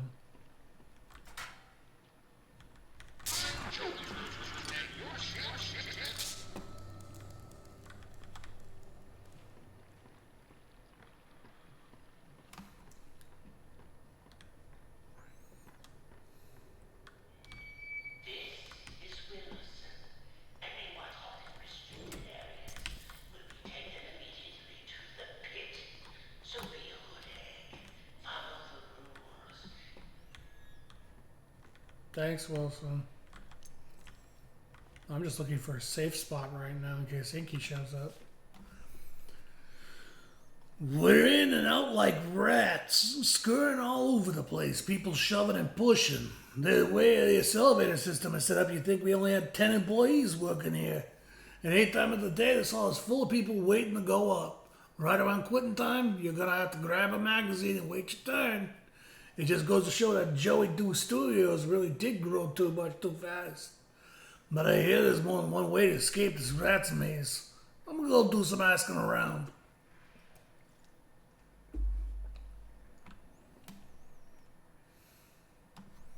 Yeah, I thought as much as I had not Vita A Chambers and Ink Demon standing in for Big Daddy.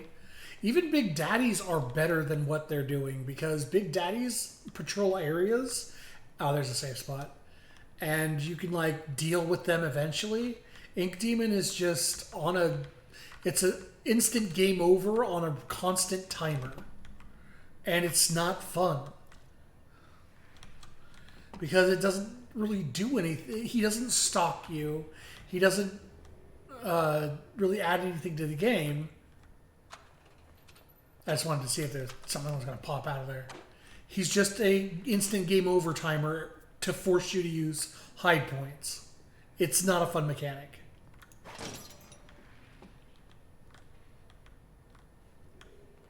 Yeah, Big Daddies were a threat, but they were a manageable threat. They were actually like, oh hey. They were actually threatening because until you were strong enough, they could kill you. They could kill you real fast. Like they were a stalker type enemy and they were good at it. This isn't so much a stalker type enemy as it's just a death timer.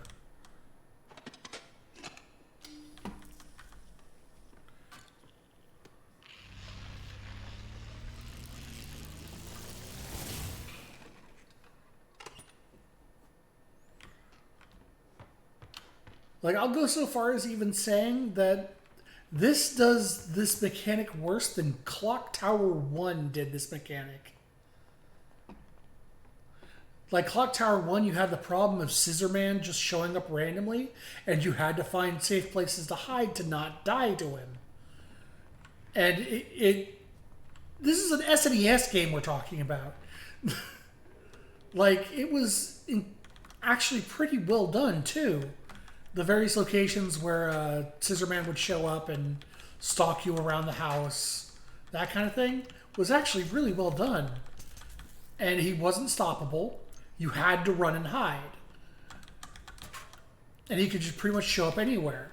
Versus just instant death timer has passed enough time for you to go find a hiding spot.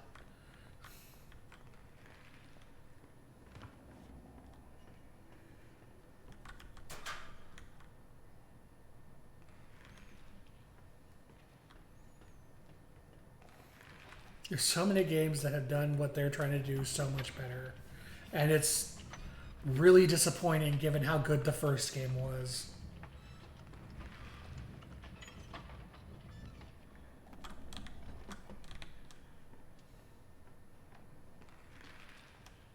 This has burned, I may have already said this, but this has burned any goodwill I had towards this series from the first game.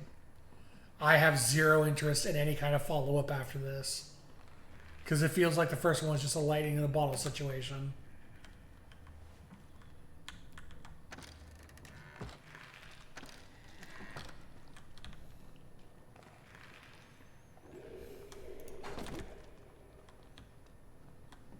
Okay, now we just open the shortcut.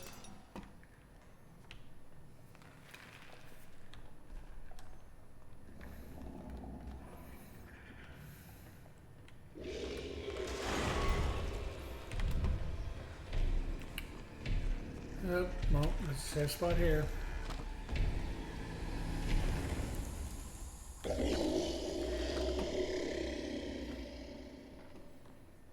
Okay, so we've established he will start appearing again.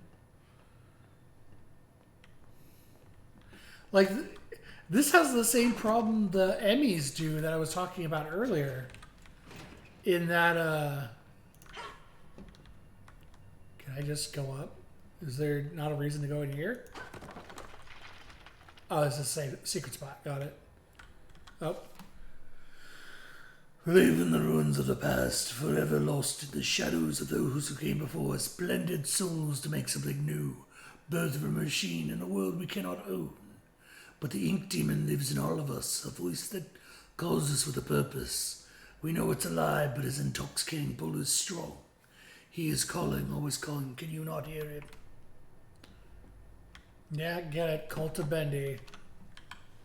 Like, even the creepy notes are starting to get old. They're too frequent. The monster just kind of exists but doesn't even get past the hiding spot. Yeah. So, this is starting to turn the same problem I had with the Emmys.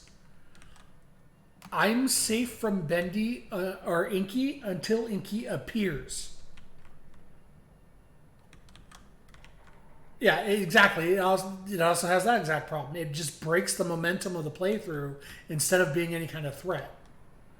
And this game is now established that if I have not seen Inky in the area yet, he will not. The death timer is not running. So now that I've seen him, I know the death timer is running, and I know I have to watch for save points. But if I get to a brand new area, why can't I move in this cutscene? Do I need to push something?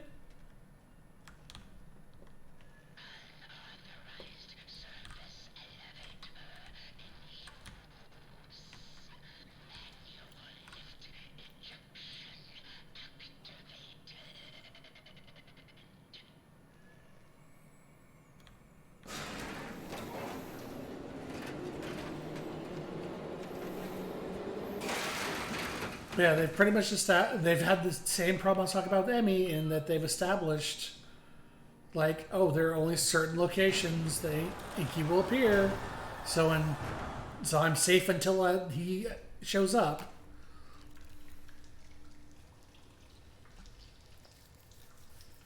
So there's no tension. I know when I'm safe and when I'm not.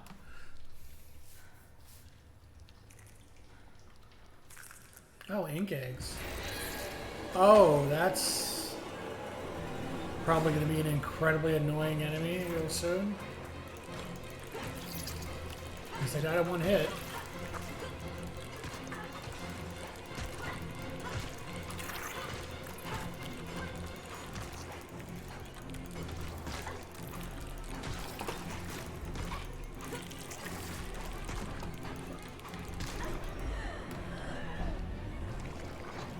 Okay, so again, zero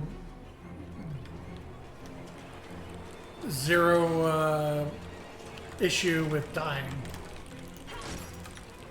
Can't get these. Like, zero problems with dying. Sorry, I'm trying to talk while doing this stupid mechanic.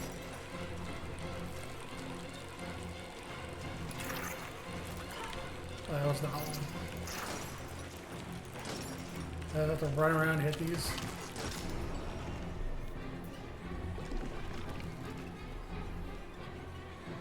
This is an amazingly bad puzzle fight.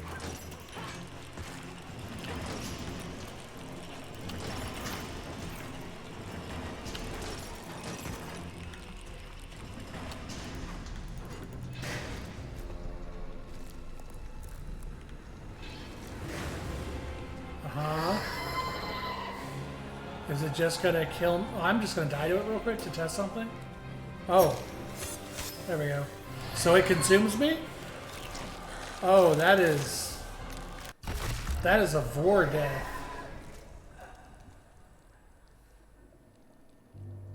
Okay, so that one can actually kill me. That's what I wanted to check. Am I just gonna respawn again, or is it actually gonna kill me?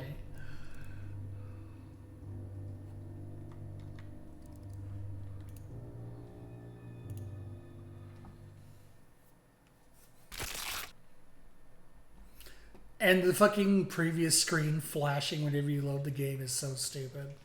Oh, the game was not ready for this to be reloaded.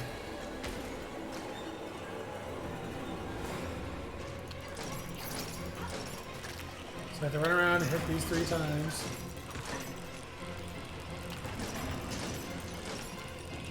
Well, the endless swarm of spiders attacks me. I'm sorry? Fully charged gent pipe required to be that thing I have? Cannot interact during combat. Well, that's more understandable. Okay, is there a puzzle to this fight, or do I just have to beat it with my shitty combat pipe? Oh. Oh, the game does not like this thing existing. Holy shit. This thing is, like, jittery now. I had to beat it with my pipe. Oh, what a menacing fight.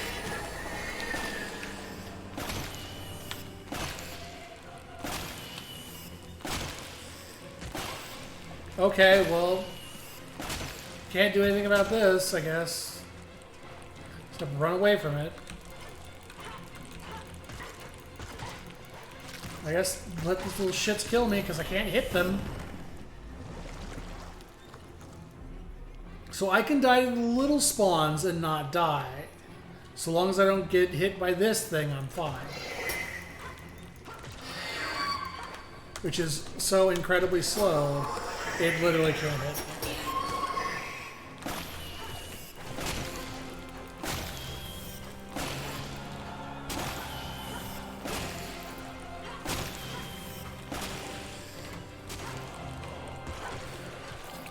Man, I love small enemies with tiny hitboxes that blend into the environment. Such a good design. So if I get low on HP, I just have to let this thing spawn little things to kill me, and then I'm fine. Oh, it's dead.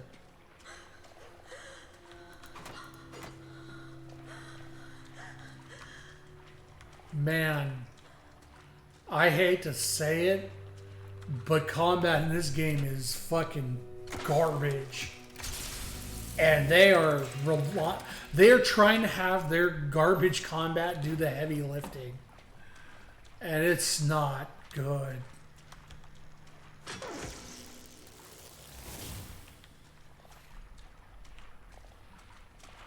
Like, the bosses in the first game were more puzzles than they were bosses.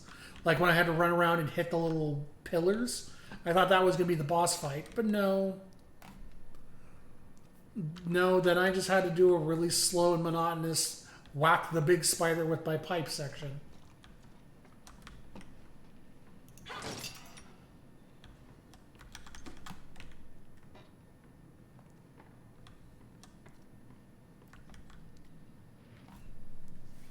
Alice?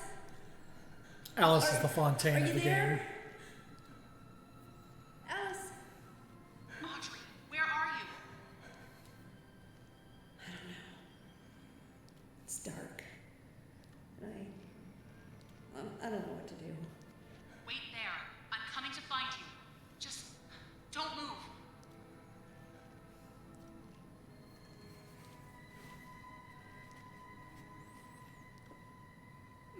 her hands are shaking because she is scared.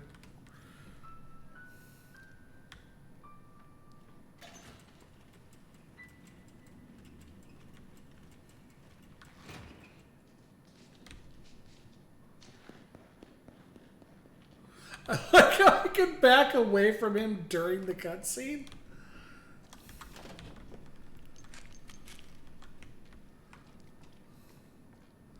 Like, discovering that it can move during cutscenes has become hilarious.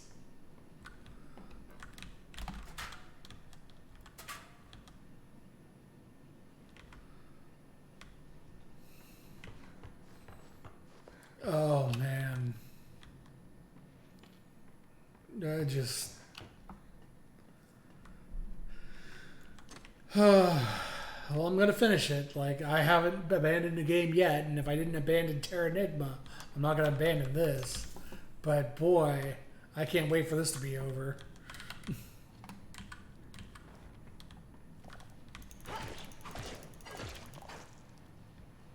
Okay, so you can permanently disable them by whacking them a few times.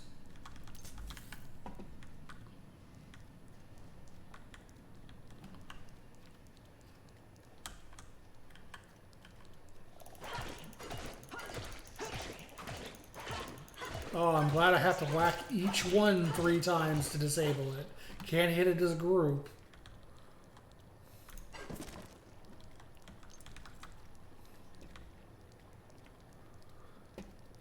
Yeah, Alice is 100% the 4th Butcher brother. And she's going to turn on me eventually because she's part of the Butcher Brothers. No, wait, come back. Mickey Mouse needs a 3rd for the trilogy.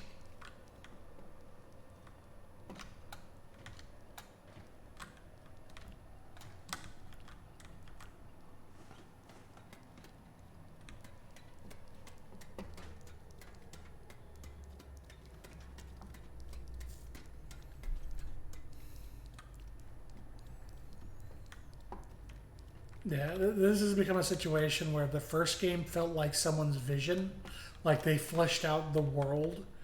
Oh, time for a new ability. Something special in all of us, especially you, Audrey.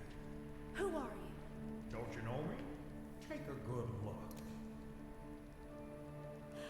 Aren't you? Joey Drew? In the flesh. Well, so to speak.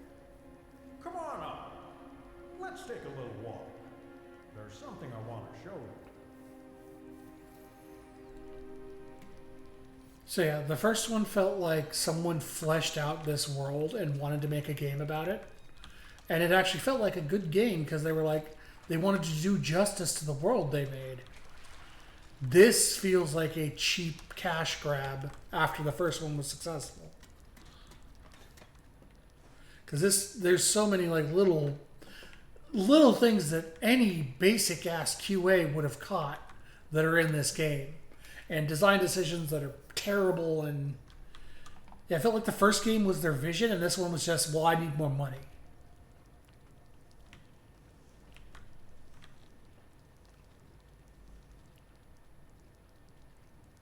Well, his hitbox is mostly there. There you go. Follow me. But mind your step. This old place is full of surprises. I should know. I've worked here a long time. Mr. Drew? Joey, please. Joey, what is this place? The studio? These monsters? Am I dreaming? It's a cycle, Audrey. An ink-stained nightmare, forever stuck on repeat. With just a pencil and a dream, and with a little help from the Gent Corporation, it came into being. From what I gather, it exists in parallel with the outside world, but completely removed from the march of time. And like a record played over and over again, it's begun to crumble, wear down. This studio is a monument to choosing the wrong road. Now, whether it was built for revenge or regret, I don't know. That's my riddle to solve. Oh, that's kind of cool. I actually like how the flame is animated. It's like an actual, someone drew a bunch of peaked oval circles over and over again. I kind of wish more of the game was animated like that, actually. How it's actually a drawn flame versus trying to be a real flame. Why does he sound like my old dad voice? Well, I'll tell you why, son. It's because they stole everything from me. But yeah, I actually would love if the game had more of that style. That flame right there. That looks really cool. The truth is, Audrey, someone out there is messing with what's in here. Bad things have begun to emerge from the puddles. Wicked creatures that never came from my path. The worst ones call themselves keepers. Dangerous, deadly foes. They've taken over the old jet workshop just beyond the sewers. Trying to bring what they call order to this world. Freezing the cycle in place. Changing the script. Whatever answers you're looking for, you'll find them there. Why can I leave during cutscenes?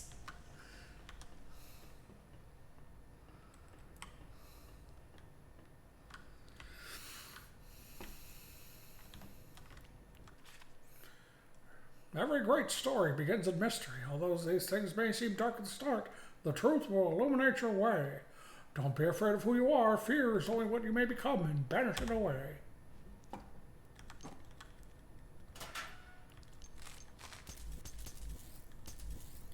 Yeah, I don't think I'm ever going to run out of batteries. Thanks. And I'm going to eat all of Old Man Walt's food before moving on.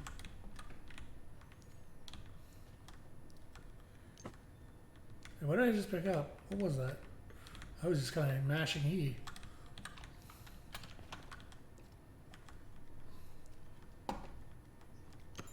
Oh yeah, key.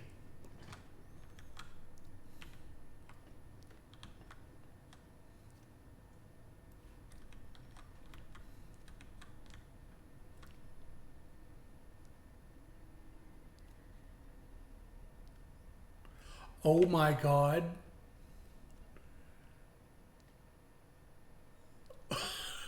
They couldn't even animate his idle cycle correctly. It snaps back into place. Like, watch his eyebrows. Oh, this is so bad. They couldn't even give him a normal idle animation. Look, above all, never forget. You're here for a reason, Audrey.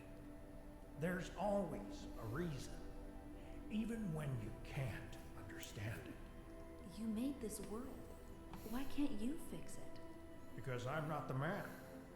I'm just the memory.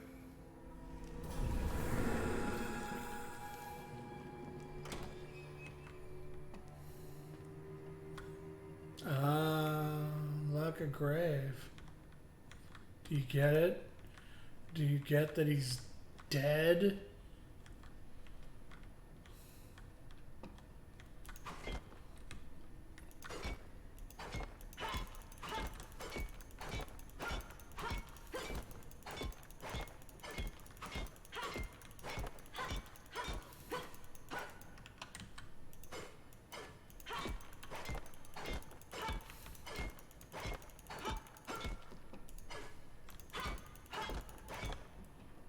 The fact that you can chunk stuff off of this, so it's making me think you can break it after enough hits.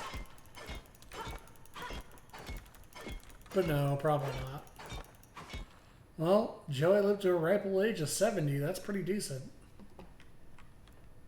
Oh well. It's one more for the road. Fuck you, Inky.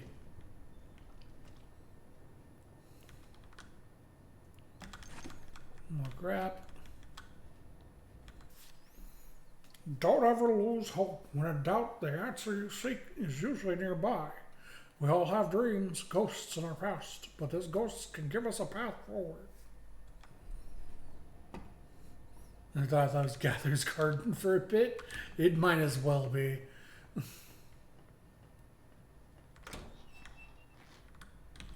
Nah. I don't even want to watch this cutscene. Fuck it. We're gonna go this way instead. Why do they give me that option?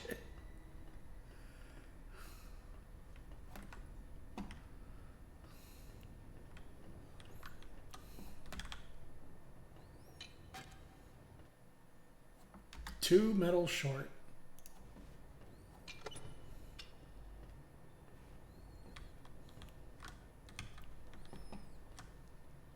I am fully charged. Well, here's one metal. Want to give me another one?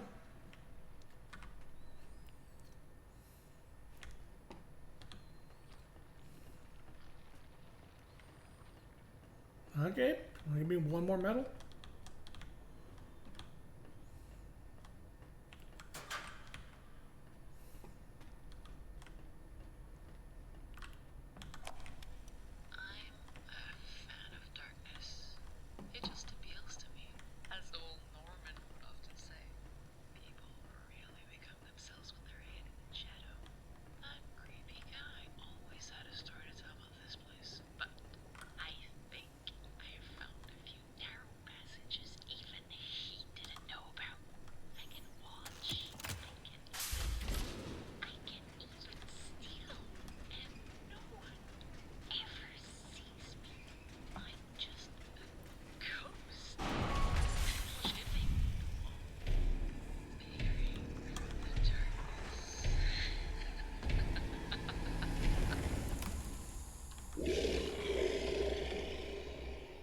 Uh-huh.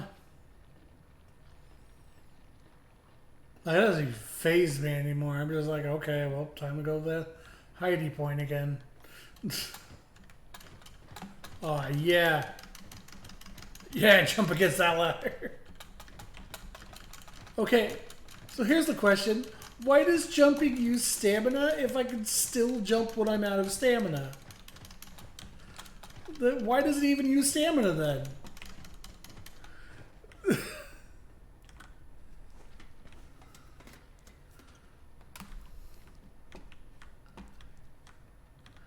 That's the path I opened forward, and this is the path back. And oh hey, some metal.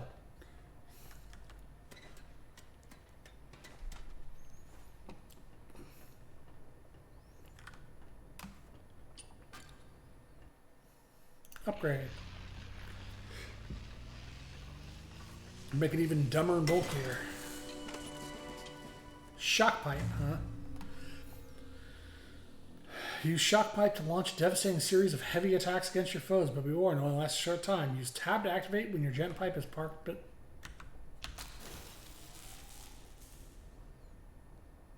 Oh, that really does not last. Oh, and he uses one charge off the pipe. Got it.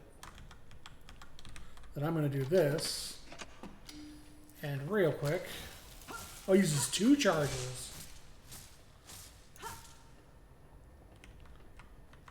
So you get 3 total uses of this per charge. But it makes it like hit super hard, I guess. Alright. Good to know.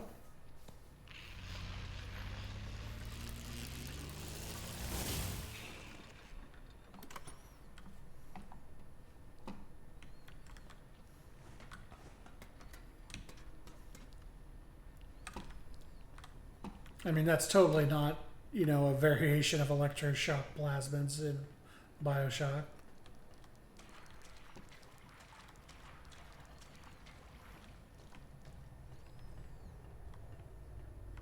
Oh, the surface hatch. Oh, this is where I came from. Okay.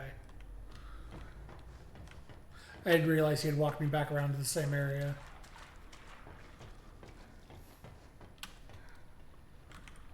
Oh, hidey hole. This game has a rap sequence. It fucking might. Who knows?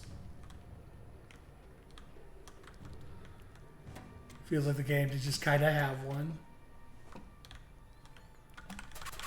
Ink Demon's gonna start dropping beats on us.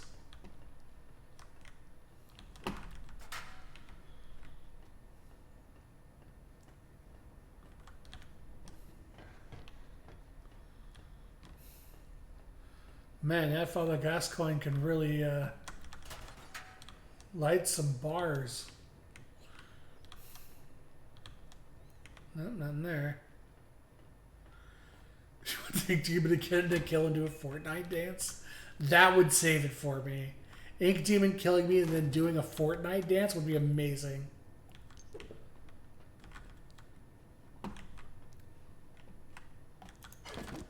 Oh, look. Is this a hidey? Yep, that's a hidey hole.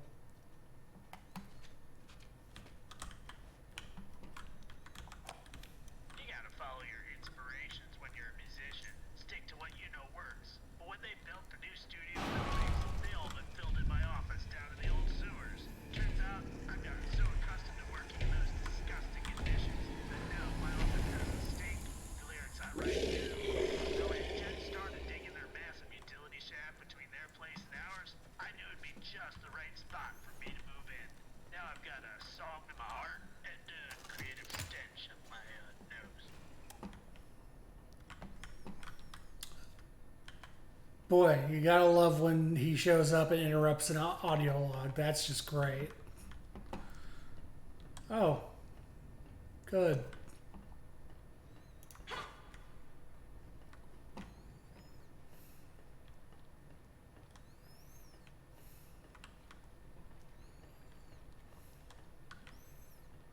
I don't even know what door that opened up. Oh, this is a hidey hole. Okay. Team's gonna blow up Tomato Town or not. Oh god, he's flossing towards me.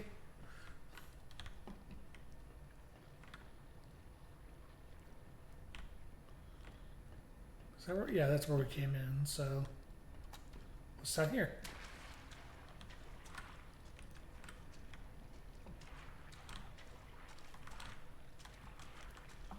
Nothing.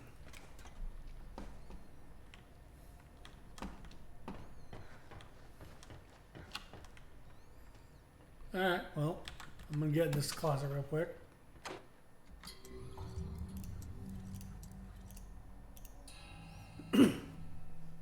Because that is 4 hours. Alright, everybody. Thank you for coming. I appreciate y'all being here. Thank you for the follows.